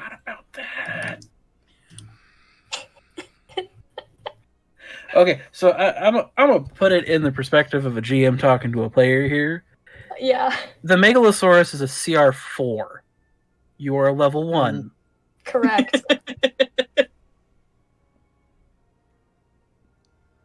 And I'm afraid to say that I did give you a list of commands that I cannot disobey. You did, and I'm kicking myself for not remembering that. Okay, Laudeman, it is your turn. Or scene. Latimer's gonna flee to the shore. Okay. Would you like to Try to dash? No, because I can't get all the way across the water dashing, so gonna wait for next turn. You could try to get to the lily pads. Nope. Okay. Fair enough. Yarnock. Okay, this is a dumb question. How much do you weigh, laddie? He's a halfling, so not much, probably. How do I pick him up and whip him across the... Give me an athletics check. Okay.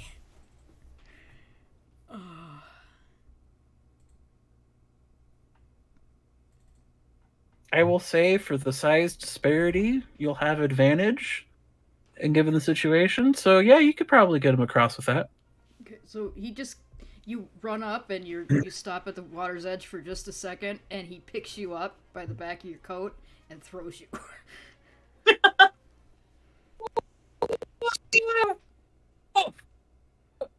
Thanks. He can still move, but he's gonna be paddling, so he's got like half movement, I think. He's never swam before. This is new. This is wet. There is nothing beneath your feet. It is ominous. You just kind of watch him swimming the way that dogs swim when they don't know how, like vertically. It's kind of sad. Absolutely. Absolutely. It's Bixus's turn. And he's going to look to you, Fido, and he's like, Look, I know they can't swim. We need to make it to the river if we're going to get out of here in one piece. So, on a count of 3, let's just jump and run. And then before he says 3 or 1, he jumps and will move about this much distance. And then he will fire an arrow at it, which once again hits, and the Megalosaurus is not a happy camper.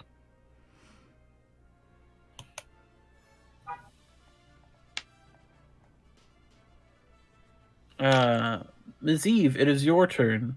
You know to head to the northwest for safety, in the direction of that strange blue plant. Don't really want to leave everyone behind, especially since Fi's back there. Trying to see if there's anything useful. Wait, what? Hold on, I gotta see what a distance on the spell is. This might be stupid enough to work. Yep, range of 120 feet. I've got to use a cantrip to cast Dancing Lights to make... I can combine all 4 lights into one vaguely glowing humanoid form of medium size. I'm going to have it like dancing around its head and try to confuse it. Okay. There is now a dancing humanoid figure of light. Where is my draw tool? We're going to freehand this. We're going to do a little head, and a shoulder, and an arm, and a leg, and a leg, and an arm, and a shoulder, and there we go. Oh no. Oh my goodness. It's an elephant. Okay. Agoma, my favorite hippopotamus. How's it going? Just gonna casually stroll right on out of the river. Yeah, you cast your spell, Yaziv, you turn, and there's just a Goma just walking up out of the river. I'll just stroll on over to him. That's it. That's all I got. Okay. So I'm gonna roll a dice to see which target the Megalosaurus attacks, but I have to roll a d4. It doesn't pass the DC, and it starts biting at the glowing figure of lights. Fido, it is your turn. Alright, I will go ahead and disengage and get my ass in the water. Can you swim? This is the question. Presume so. Doggy paddle? Doggy paddle. Okay. So back to the top of the round, Lodeman, you are somehow safely on the other side. You turn to your left, and there is a very wet lizard with a bird perched on his shoulder. This way. Run up to the others that are fleeing. Okay.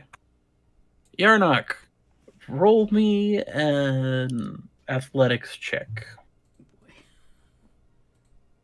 You're a barbarian, you'll be fine. You got have that full crocodile movement. tail. I have full movement? Okay. Yeah, full movement. Your brain kind of clicks. It's like, all right, I have to use the tail when I swim. Get the fuck out of here.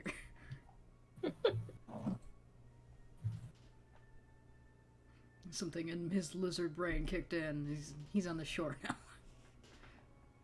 He's going Yes, to pick you're up his children. Excellent, excellent. You pick up your children. Your children are happy to see you. Once again, amazed you can pick up your child, but we'll just keep on rolling with it. It's fine. I'm not making you roll every time. He's big, he's strong, he can do it. He is. Bixus, who is not great at swimming, will get about this far out. And Oh, no. then... Oh, don't worry, it's fine. It's fine. Nothing to worry about. Believe you. It is your turn, Ms. Eve. How long does your dancing lights last? Concentration up to a minute, so I lost my expeditious retreat, but felt this was worth it. And as a bonus action on your turn, you can move the lights up to 60 feet to a new spot within range of 120 feet. So I'm just trying to, maybe try to lead it a little bit deeper where it came, into the forest. Okay. Just So trying your to get dance... attention firmly off of us. Absolutely fair. You move... Your dancing lights man moves into the jungle, heading that way. Yeah, it's a man made of dancing lights. He has to dance. You got a groove. He's just like sambaing into the jungle, hip swaying. He's singing Cuban Pete. He's singing Cuban Beat. Alrighty. Agalma, it is your turn. I mean, they pointed out the ruin, so I guess we'll just keep moving because everyone's moving. Boop. Yeah, excellent. You guys see as the Megalosaurus retreats out of view back into the jungles beyond. And I will say, for ease's simplicity, this will be end of combat. And you guys get to the shore. Fido, if you would like to do the rolls just because, you are more than welcome to. But I could, though I did also double check, and Archon also don't need to breathe, so... You know what? That makes sense. You're just also hippoing. You see the giant amphibian, who is also now really confused. Here, and I'll switch the music back to something that's not J-Pog music.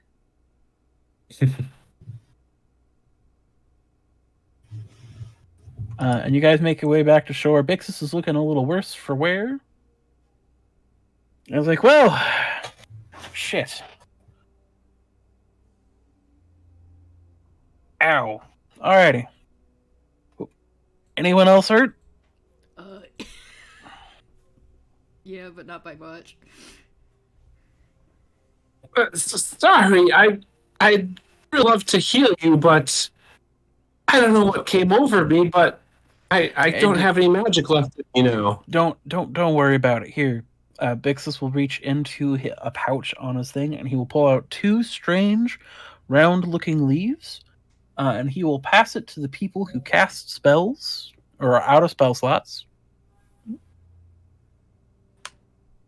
He's like, I don't have a whole lot of those. Got them back from the one biodome back way across the way. Gives you a full reset on spell slots or ability things or something like I that. still have one, so someone else should take it. Looking to the clerics who burn their spell slots. Mm-hmm. That is fair. Yeah, that's why Ms. Eve is passing. You have my gratitude and my apologies.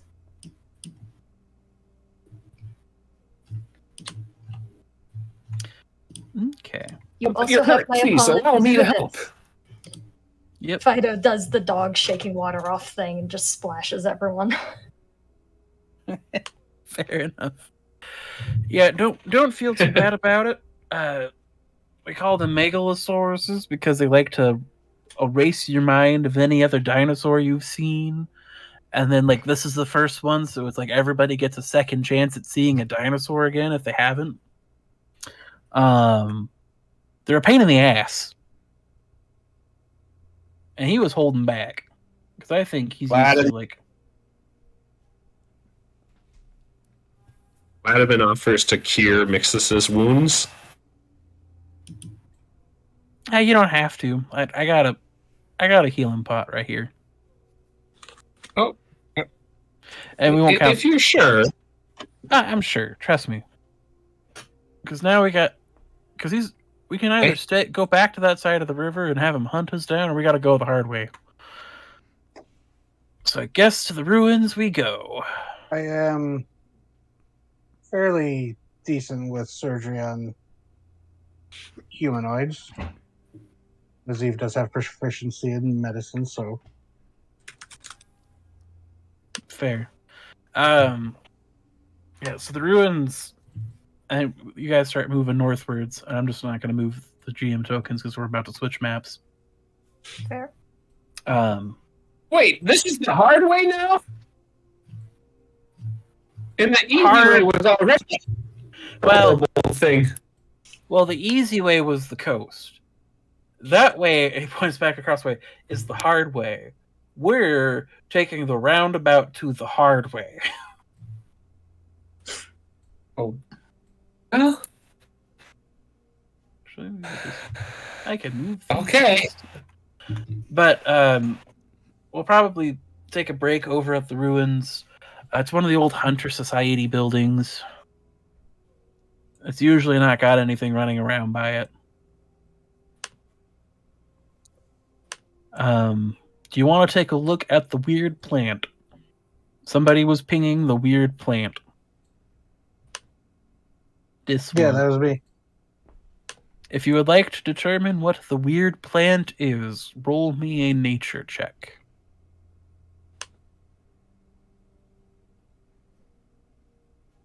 Holy best skill. shit. Oh, one of my best skills. God damn. Alright, you guys are killing it. So, you guys investigate the plant, and what you're both able to find, it is a flowering plant. This isn't a specific prehistoric species. This was just one I had in the stamp maker, and I'm like, what if I put one on there that was blue? So we are going to borrow... Actually, here. Let's go to one you're not going to make it to for a while.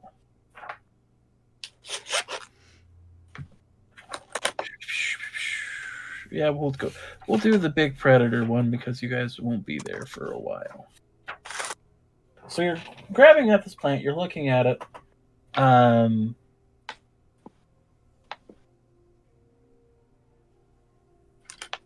it seems if you harvest some of the petals from it, it will have medicinal properties. It's a very healthy plant in its kind of condition. You've seen a couple of them in the fossil record, but you're not quite sure what they do. In particular for you, Maziv. Laddie, this resembles a plant you've seen grow in your own homeland, used in the creation of curing potions and diseases. Ailments and poisons and that kind of a deal. It is just, instead of being a small little herb, it is the size of a couch.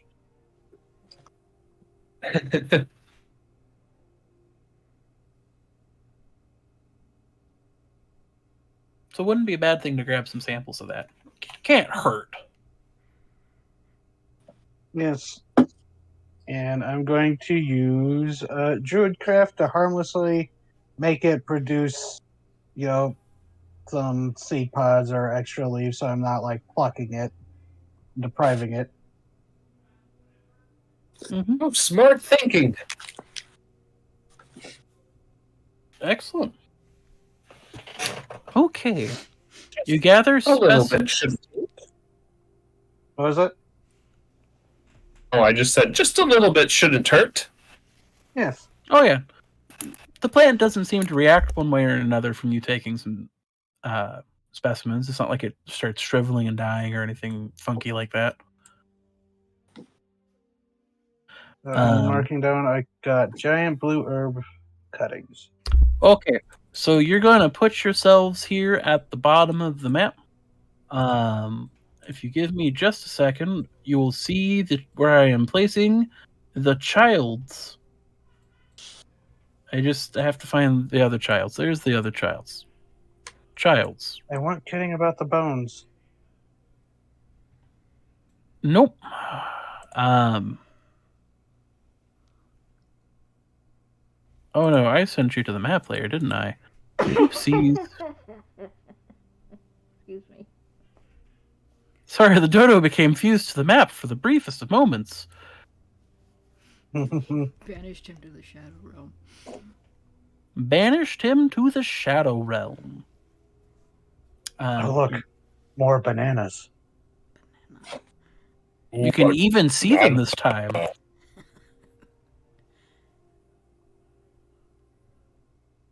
Okay. I'm going to change the music real quick. I just got to find one that works out.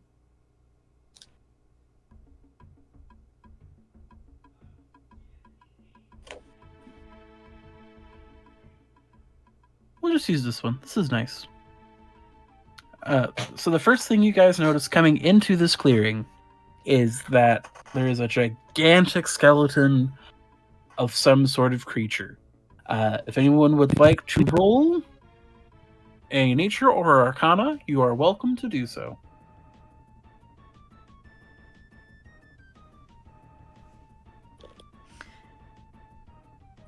Bexus will be like, yes, this is the spot. Honestly, I want to Sladimans looks at it and says, "Oh my goodness." I'm sorry, you cut out on my end at the end of that scene. Vladimir just said, "Oh my, could that be a cyclops?" Fido, with a natural 1, looks at it and goes, "Huh, what a strange rock formation." No, Fido, those are bones. Good question, Latimer. I don't think that's a cyclops.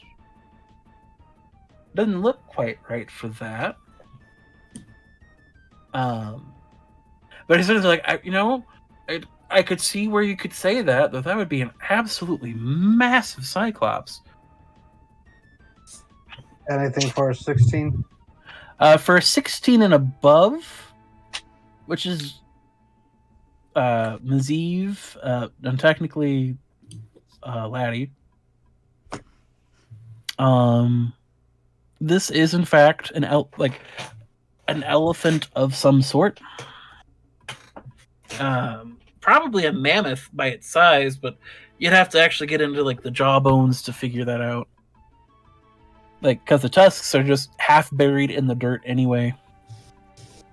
And Bixus will be like, so this is where,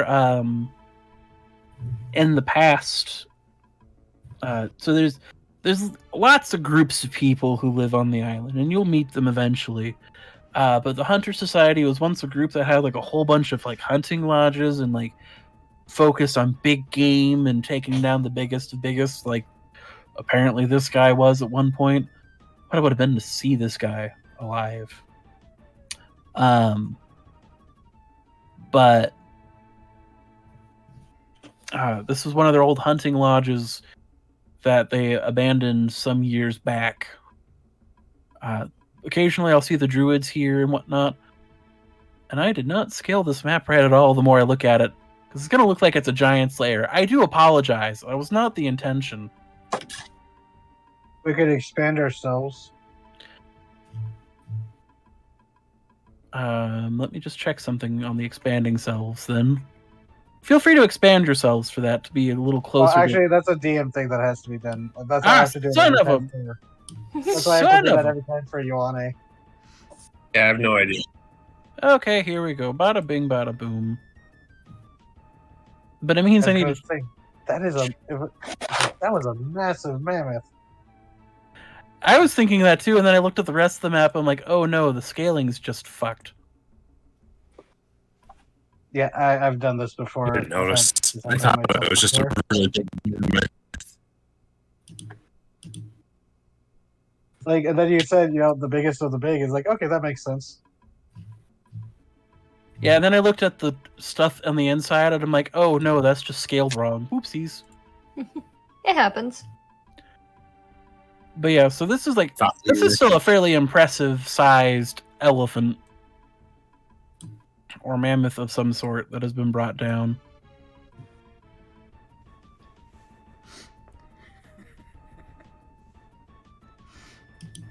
Sorry, I had to change something real quick.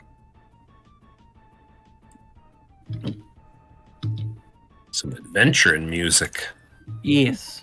This is a little more combative than I was hoping to start out with. I need to find some good, I just need to go steal the dinosaur synth themes back, I think. Just put them in the thing. Amber Dreams music. Because I thought they would have been in this, but they're not. So, let me try something real quick.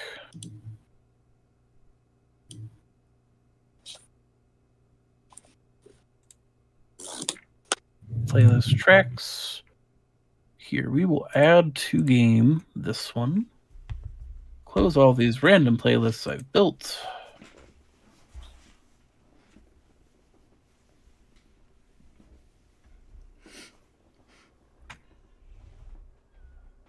There we go.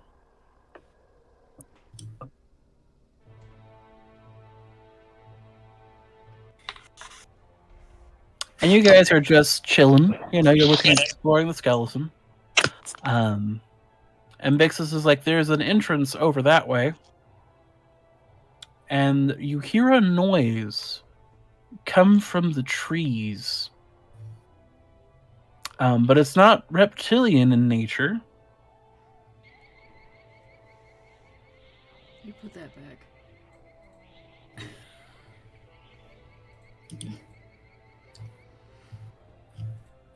But she can't seem to locate where it's coming from. Though the sound does put a bit of fear into Bixus.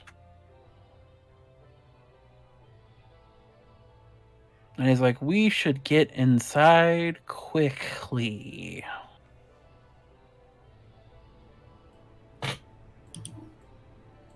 What is it? And Bixus will look to you and be like, ants. Oh, I beg your pardon. Ants. It sounds like birds, but they're ants. Bigger than you think they ever have any right to be. Oh, that's a fucking ant. oh, I figured by your fearful expression Oh. that would be. Oh.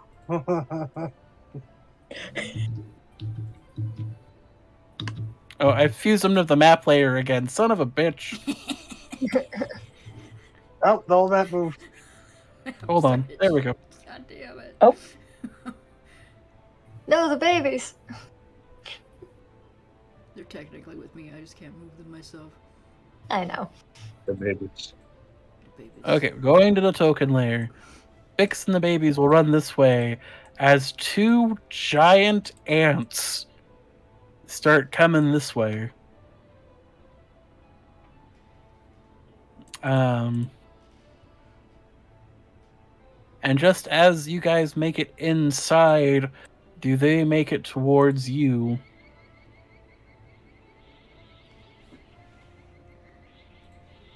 But the opening is not big enough for them.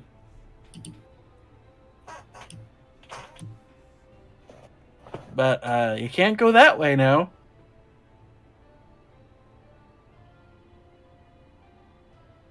For those of you that explore deeper into it, you find yourselves in what looks like the ruins of an old storage area. Crates are smashed along the way, barrels there. Down the hall, despite it being daylight outside, it is incredibly dark in here.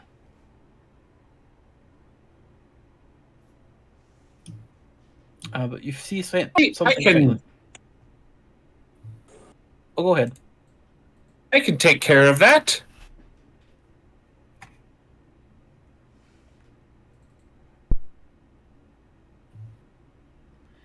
Excellent. So, I don't know. I grab a pick from the ground or like a broken beam of wood, and I make that our light source. Okay. Fantastic. Do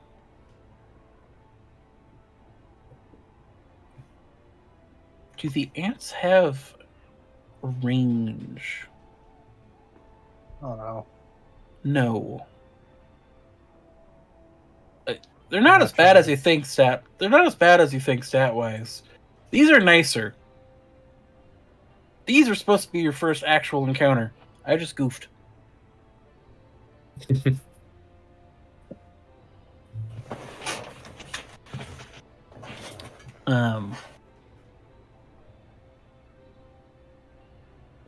Your hand grabs onto the beam of wood, a plank from one of the crates, lighting up the space. I was going to do the funky shading, but I also know that's been a big pain for us in the past, so we're just ignoring that. And you find yourself, like I said, there's several crates. Things have been smashed, grabbed, broken. This is a space that, if it's been inhabited, it's been ransacked. And you'll hear from behind Bixus be like, yeah, it's not going to look the prettiest, but it's solid walls, which is nice.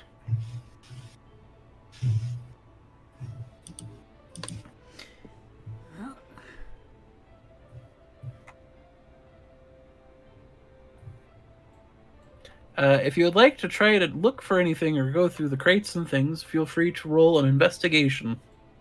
Sure. Not good at it, but I still can.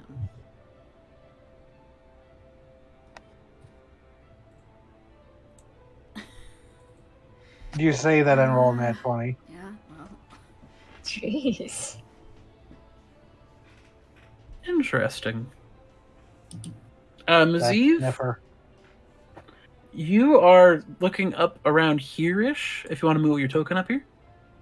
By the remnants of what looks to have been an office managerial desk. And you're pilfering around, and you find a notebook. Got lots of tendrils too. Root around. Yes. Loot around, root around, find what you're looking for. Mm-hmm. And you find a book that says Lodge 231's managerial notes and inventory. Okay. Flip towards the back of it in the more recent entries, I guess. You go towards the back, opening on a random page of entries, and you get one that is dated in a way that you are not familiar with. Mostly because I haven't figured out how time works here. But the entry is pretty much support from the upper units has been lessening week by week. Our regular supply inventory has been low. We have been running hard. Some of the native animals and new additions to the ecosystem have proved to be a little more dangerous than expected, especially those ants. Maybe a grand hunt to take down an ant nest in an extermination raid.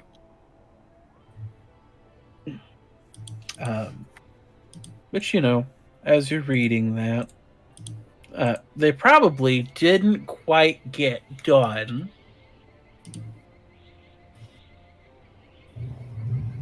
But if you read, to give you a quick summary, because I don't have anything written up for it yet, because I eventually want to hand write all of these books so you can go back and read them.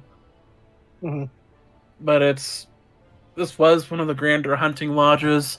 There wasn't as much big game here as in some of the other areas, but you had good, steady hunts, and that this Lodge 231 became more and more abandoned over time because it didn't have grand, exciting hunts or insane missions for some of their members.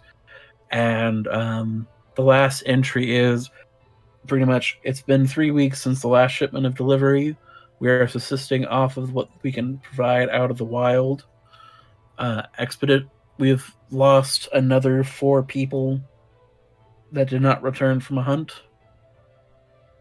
Plans to evacuate are in place. Once resources are gathered back in one of the main cities, we will come back and take the treasures from this place.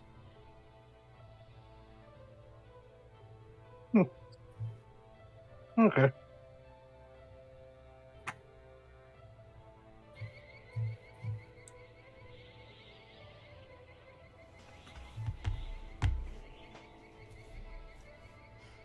No, Fido, you can't go with the ants. But they're whistling. They're whistling. They say I'm a good boy. They might have treats. You're fine. But Yarnock, sweet Yarnock. That's the word you could use, yeah.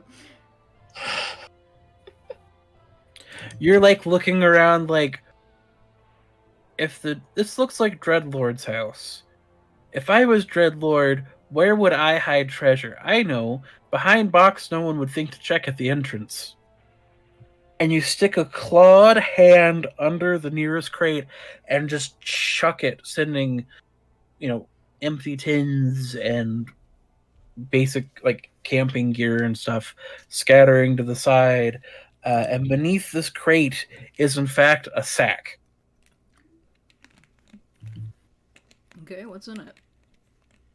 You reach and pick up the sack, and you find it is full of the things that you are very well familiar with, because the Dread Lord, or the Dead Lord as his name is now, would give them to you as little treats and baubles to help keep people in line when you've done a good job.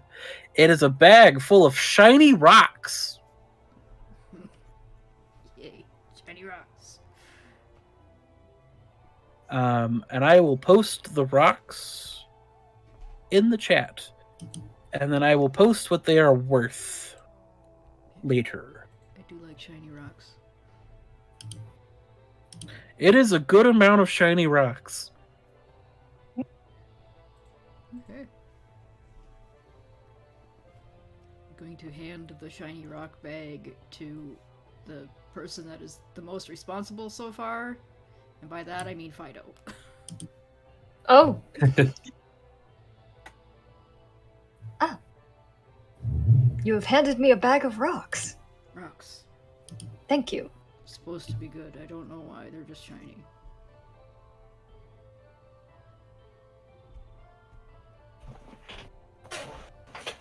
Yes. He does like shiny rocks. He's sharing. Aw.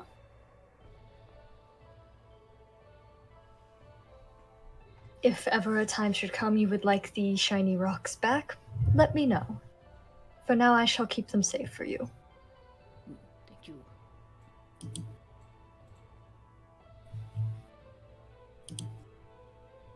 And he's gonna stomp on by, keeping in the light because he can't see. He does not have dark vision. Yes. It seems the ants have retreated from the entrance for the time being.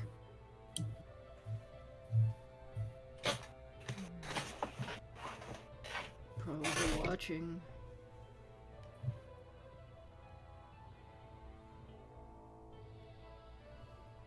Ants would be one of the few things that were still alive in a shithole because they're absolutely horrendous little bastards. Tenacious. Yes. So he would know how ants work, right? Yeah, we could honestly just let me write that down real quick, because I am trying to remember these things about each of your worlds you tell me. So Yardak, ants. What ants are, and they're nasty. Hey, Yardak, roll me a nature check real quick. Okay. I just want to see if I could. The more you think about it, you look back in the direction of where the ants were. They almost seem familiar. Oh. Like I've seen those exact ants before?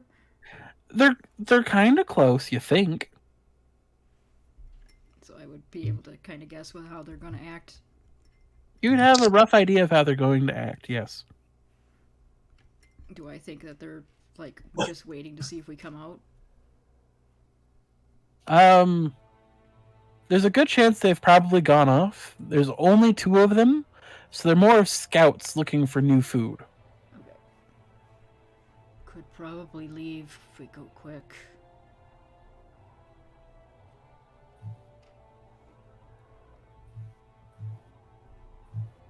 It's an option, says Bixus. Then should we recollect and make haste? What direction are we heading in? Bixus will poke his head from around the other way. Hey, Maziv? Hmm. Do you have dark vision? No, they have dancing lights floating around them. Okay. Hey, roll me a dexterity saving throw. Damn it.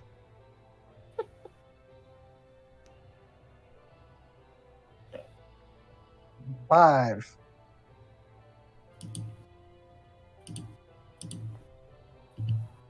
Ouch. As you get cross past the giant snake skeleton in this room over here, no, back where you were is fine. Yeah, they're inspecting it. They're trying to like look over it. You get to about they're right. a necromancer. They're studying. They're studying. There's bones. You don't notice it, but you feel there's a sudden twang, and a bolt from a trap like sinks into your side, dealing 4 damage. Ah. Is what the noise the voice box makes. So I'm down to 5 HP.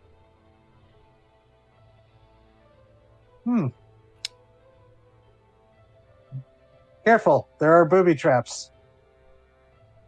Oh dear, are you okay? Well, they're like a crossbow like set up on a tripwire. It's like a very simple crossbow bolt launch kind of a thing. It's more or less fallen apart after being fired. It's a one-time use. Yes, watch out for tripwires.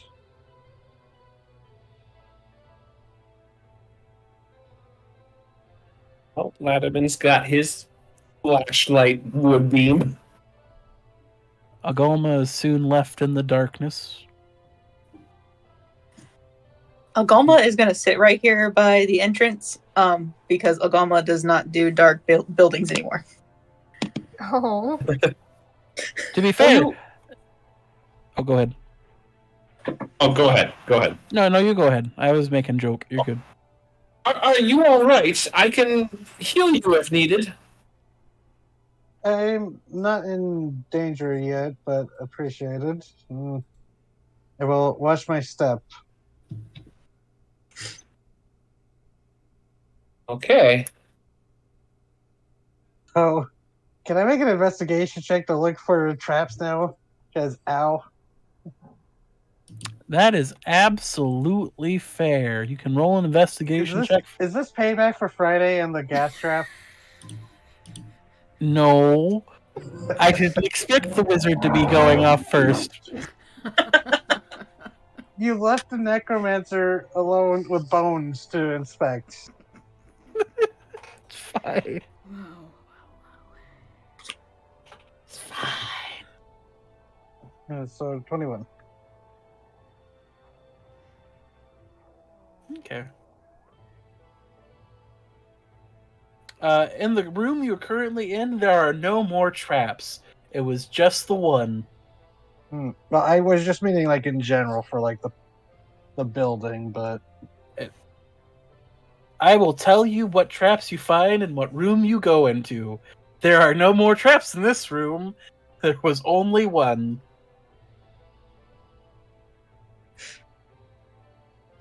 Oh, you enter that room. That's a fun one. that's a big fish. So you cross the threshold using your dancing lights. And I would say the building is fairly dark, but this is the most well-lit rooms that you've seen so far. Mostly thanks to the shattered windows. And what it shows was once a grand hall with benches and seating and displays and skeletons that are now just casually strewn about. Their pedestals are cracked and aged. Nature has taken its toll. But even here, you can see the bones of great beasts, most of which that you know is only fossil, but these are still fairly fresh bone. One seems to be of a giant shark. A skull of a massive predator lays on the other side of the room. Some forgotten herbivore, once grand and mighty, now just kind of shattered and in the dust, sits about here-ish.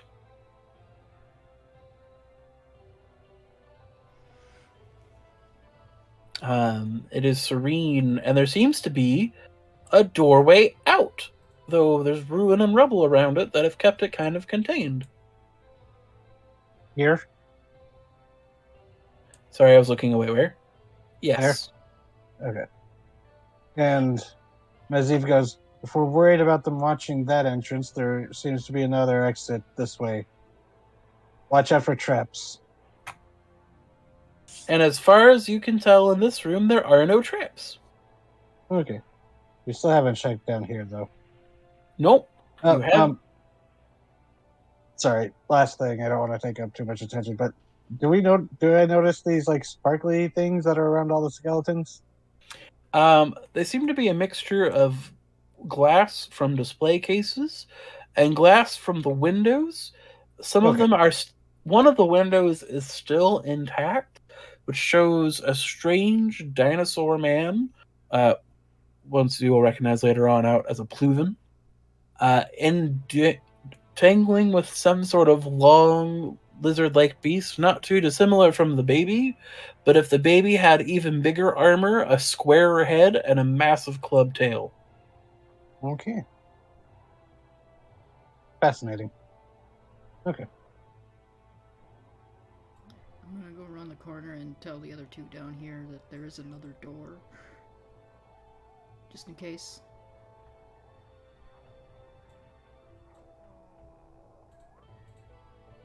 Okay. That works for me. And then I'm gonna come back around.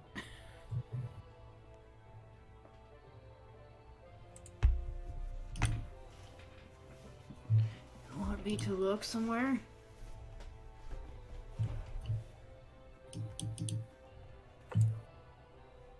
Just in general? I mean, if I remember right, down here is where they keep the kitchen and stuff, where the old bedrooms are. So if anyone we wanted to bunk down here for the night, it wouldn't be a bad idea, though it's still middle of the day.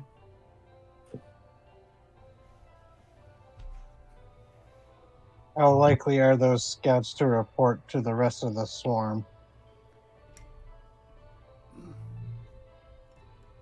Looking for food, so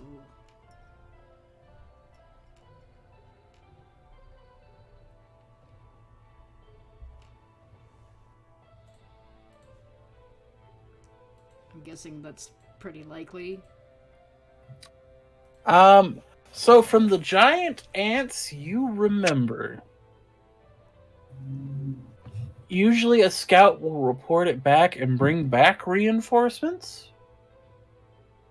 But they would also have made sure the food is something they can actually eat. Given that these guys were just aggressive, they may have been more just territorial guards.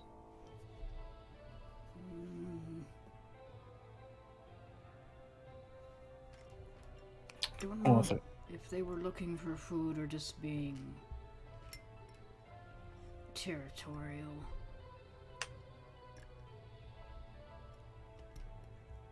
Either way is bad, right?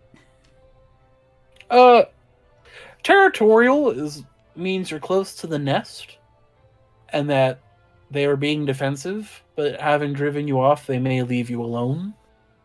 If they're hungry enough, they would swarm you.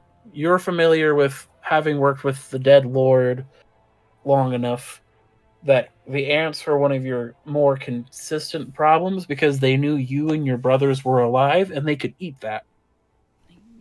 Yeah. But in a world full of life, is that as much of a pressure for them? So it's your call on that. He's just giving everybody the information that he has. So. Did we want to perhaps make use of that second door to head out that way and try to make further distance from this place, or Yes, shall we call for shelter for the time being? Where were we headed, Vixus?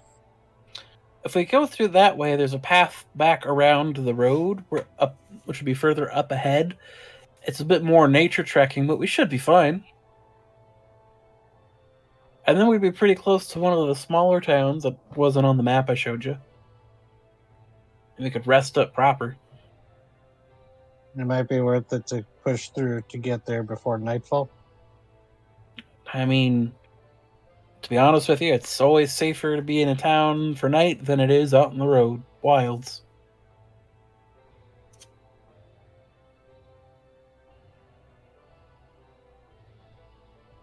Hey, Agalma, what are you doing right now? Sitting at the entrance staring out where the ants were. Absolutely fair. Are you actually looking for the ants, or are you just lost back in your memories? Trapped in Looking for the ants. Yeah. You are looking for the ants. Roll me a perception check.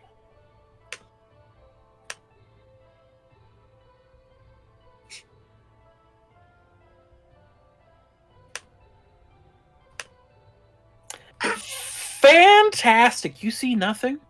No signs of the ants. Lots of Great. ones tonight. I've been playing Fabula Ultima so much. I'm physically resisting the urge to say, get a Fabula Ultima point for that. Because you don't get Fabula points in this game. That's not till I shift systems 10 sessions in. But yeah, you don't see anything out there. Fido, are you with Agalma or are you with the others? No, I'm sticking by Agalma. Okay. Don't want to leave anyone just over by themselves. Might as well keep an eye on the entrance too. Okay. I will have you roll a perception check as well. I will do that. Since you are actively looking. Behold, I'm so perceptive.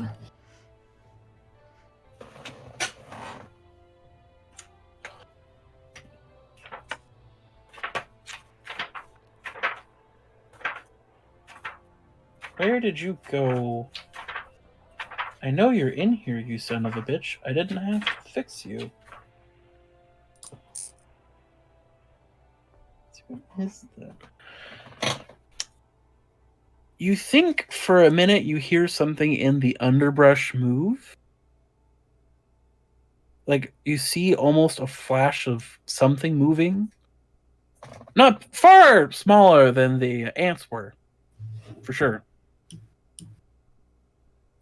But you can't quite make out what it was, only that something moved. And it is a jungle. These do tend to be very active.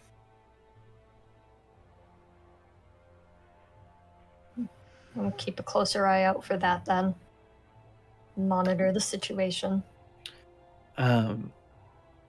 Bixus will poke his head around the corner and be like, hey, as a heads up, I need to go back up to the token layer.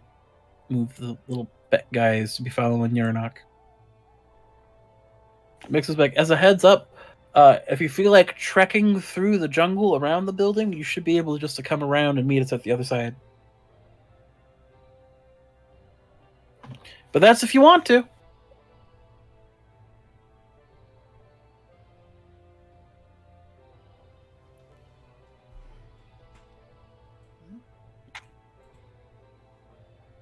Says this mostly looking at Agalma. Oh, no, we're just watching.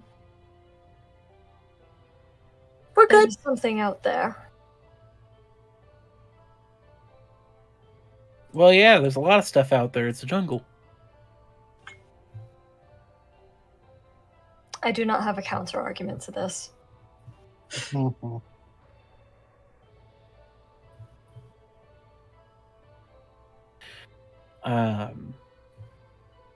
Do I have the sound file on my computer?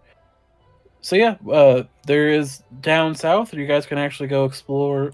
For those inside the building, you can go explore the actual skeleton room. Bixus is just kind of like taking the minute to breathe and not be actively attacked by a giant theropod. I'm gonna check for traps in this room before I do anything. Because that was Okay. That's fair. Roll me an investigation or a perception. You're just knocking it out of the park with these like skill checks. Don't jinx me. You'll be fine. No. So you're looking around, you're checking for traps. Trap hit friend, that's not good. And you see like there's a little plate and a thin wire that if the light was not being shown on, you would have completely missed in the dark. And it goes up to one of these broken cabinets, hanging from the bottom in the middle of it.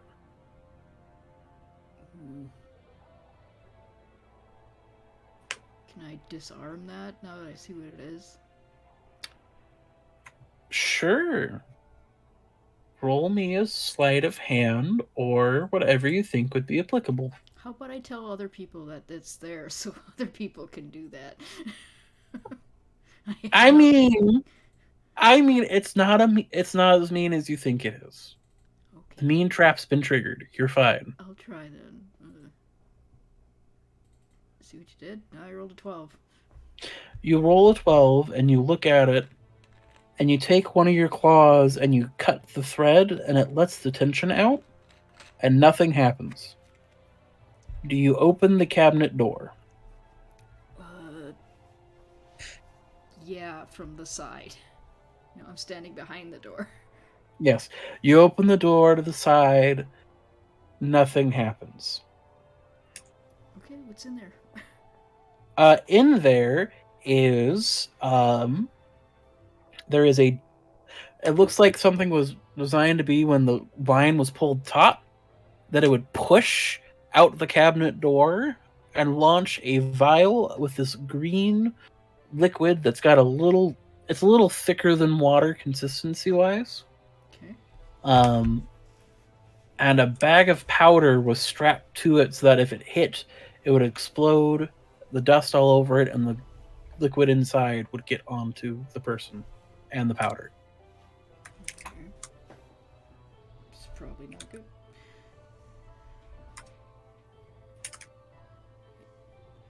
So what else is in here besides that? The trap component. So, besides the trap components and the jar and the dust seem to be something that you could actually keep. But beyond in this room, this seems to be the remnants of a kitchen.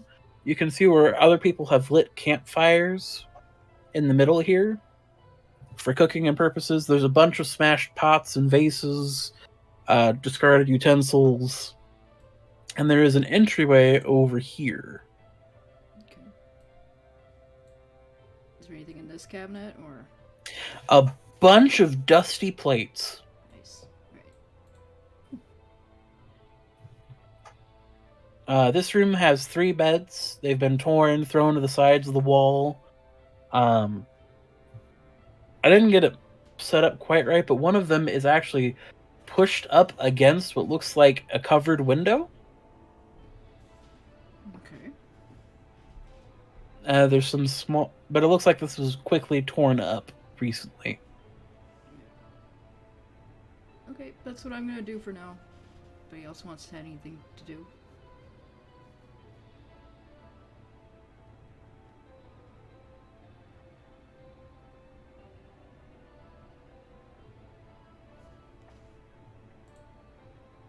I try seeing if there's anything in here. Where is you? Yeah, you can roll a perception check or an investigation to see if you can find anything.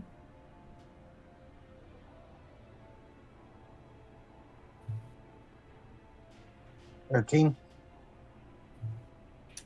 You find a lot of you have a little more experience in going through abandoned ruins, so you don't find anything like an item or worth or value in the kitchen area, but you have a little bit better grasp in the situation of, hey, these people dumped this stuff quickly, and some of this doesn't make sense for humans or humanoids to have like broken these pots or done some of these things.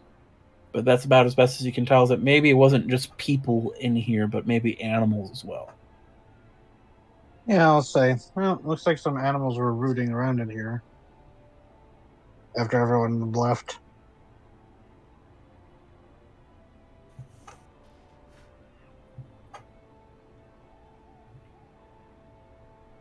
And for you, Yarnock, you would see that with some of the slash marks in the beds, that would make sense.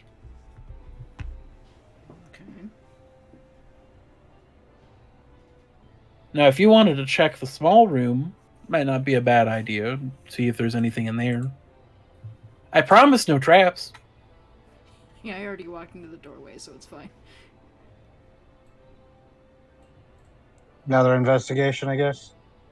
Sure, or perception. Hot damn. So you start kind of rooting through the beds. I keep on using that, and I don't mean to make the pun, but it's the mental image I'm having. And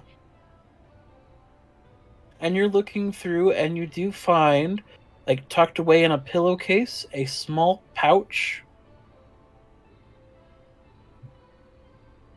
Ouch. Yep. And it's gonna have let's see, that was a little.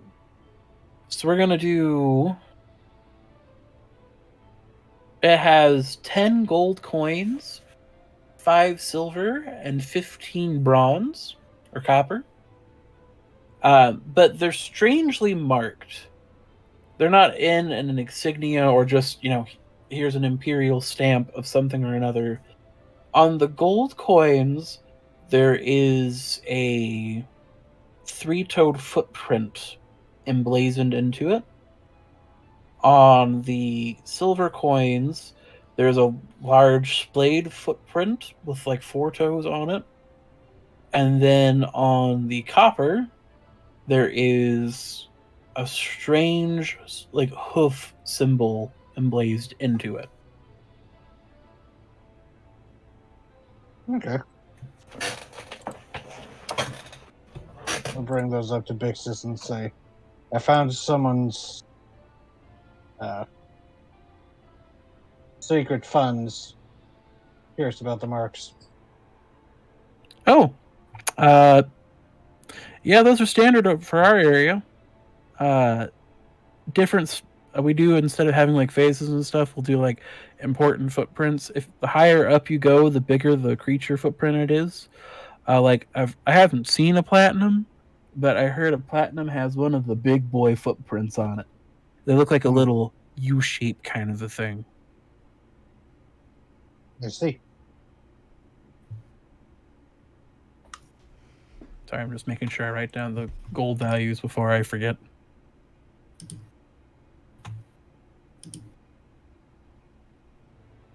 Alrighty.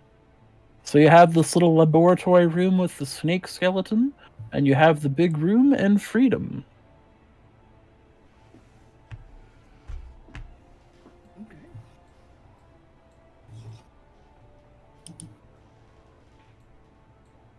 Most of the tomes in this room are damaged due to the accursed, dreaded threat that we all know as mold. You are in a rainforest. Yeah. Yep. Not good for books. Not good for books. The skeleton is impressive. That is at least...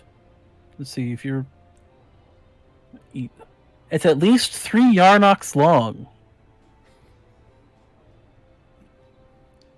You'll use anything but the metric system. I know, right?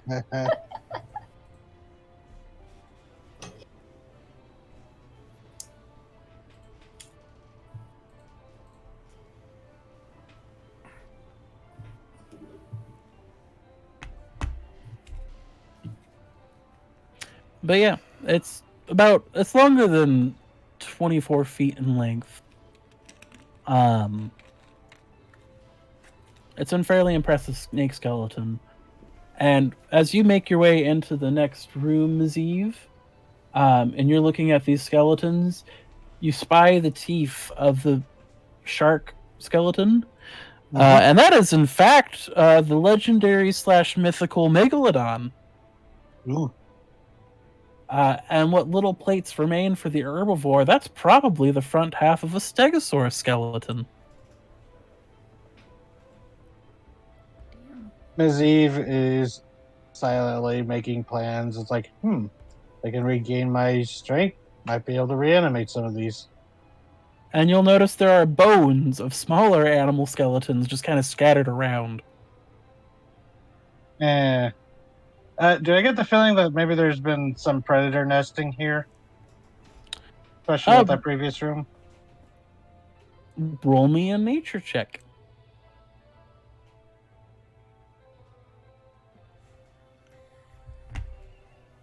And if anyone...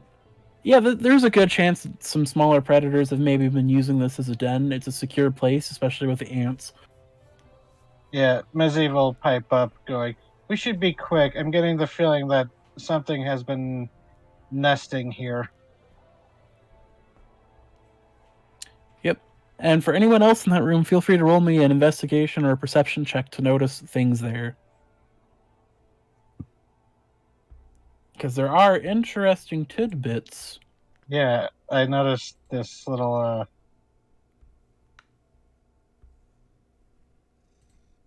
I've been rolling a lot. I don't want to give other chances. Okay.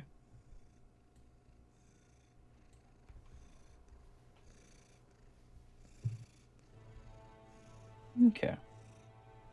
So, Laddie, you are currently focused in real hard on the skeleton next to you. The shark, to you that makes sense. You live on an island home. You've seen big fish. You remember tales of Chardbus and everybody. Okay.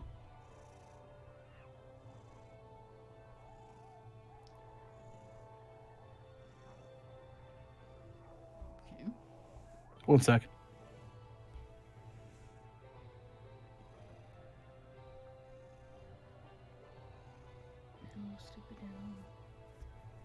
But this thing here is what's challenging your beliefs. Because you've seen some big things, but this guy is huge. But that's bone. That's an animal.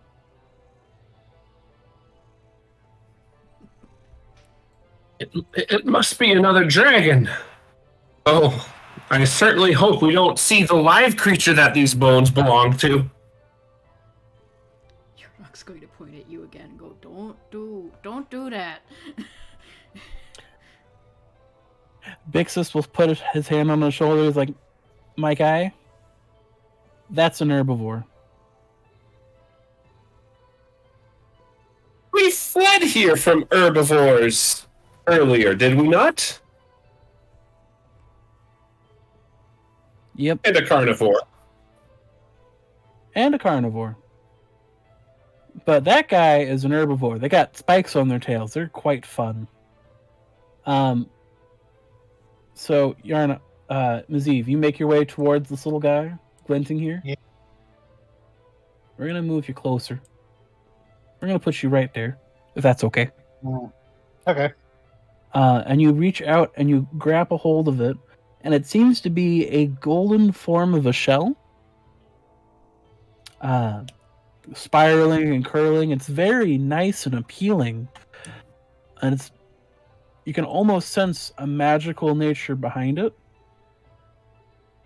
If you wanted to roll something, you could. Maybe an arcane. Yeah, I was gonna. Okay. My character sheet was hiding on me. No, you're fine. So that's not quite high enough to figure out what it is, but you know for certain it's magical in nature. And as your tendril moves down to package away this rare find, you look up to a set of eyes staring at you.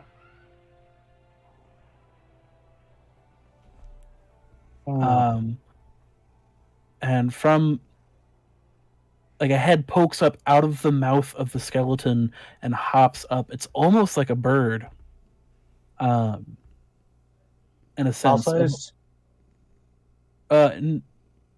It's not a fossil. It is very much alive. No, I mean small sized.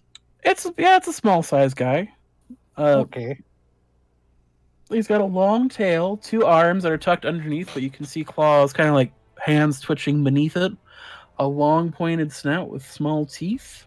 2 yellow bird-like eyes locked in on you. But the thing that catches your eye, beyond his like black, he's got like fairly black and gray feathering, with his snout actually being this like almost brilliant blue. But the thing that really catches your eye is he's got 3 toes on his feet. 2 are normal claw, but 1 is raised up with a sickle. And he opens his mouth and lets out a screech. A call almost, not too unlike a bird. And another answers from behind you here at the doorway. And then back at the entrance where you guys came in, Agoma and Fido, you are sitting there, just kind of like enjoying the sounds of nature. Maybe you're talking back and forth to each other, but I need you to roll me a perception check. Can do. Yep.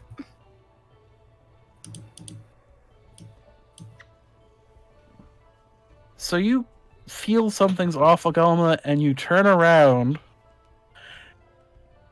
and in front of you is a small bird with sickle claw toes on his things. Its wings open up to reveal claw hands, and it responds to a noise coming from the building behind you. And that's where we're going. And that's where we're going to end our session. Thank you all for playing. You all have a lovely evening. They do move in flocks. You always got to remember the ones on the side, guys. That's just basic Velociraptor rules. I'm gonna eat these little birds. I want to adopt one. They're so cute. Maybe I should have taken that healing from Laddie.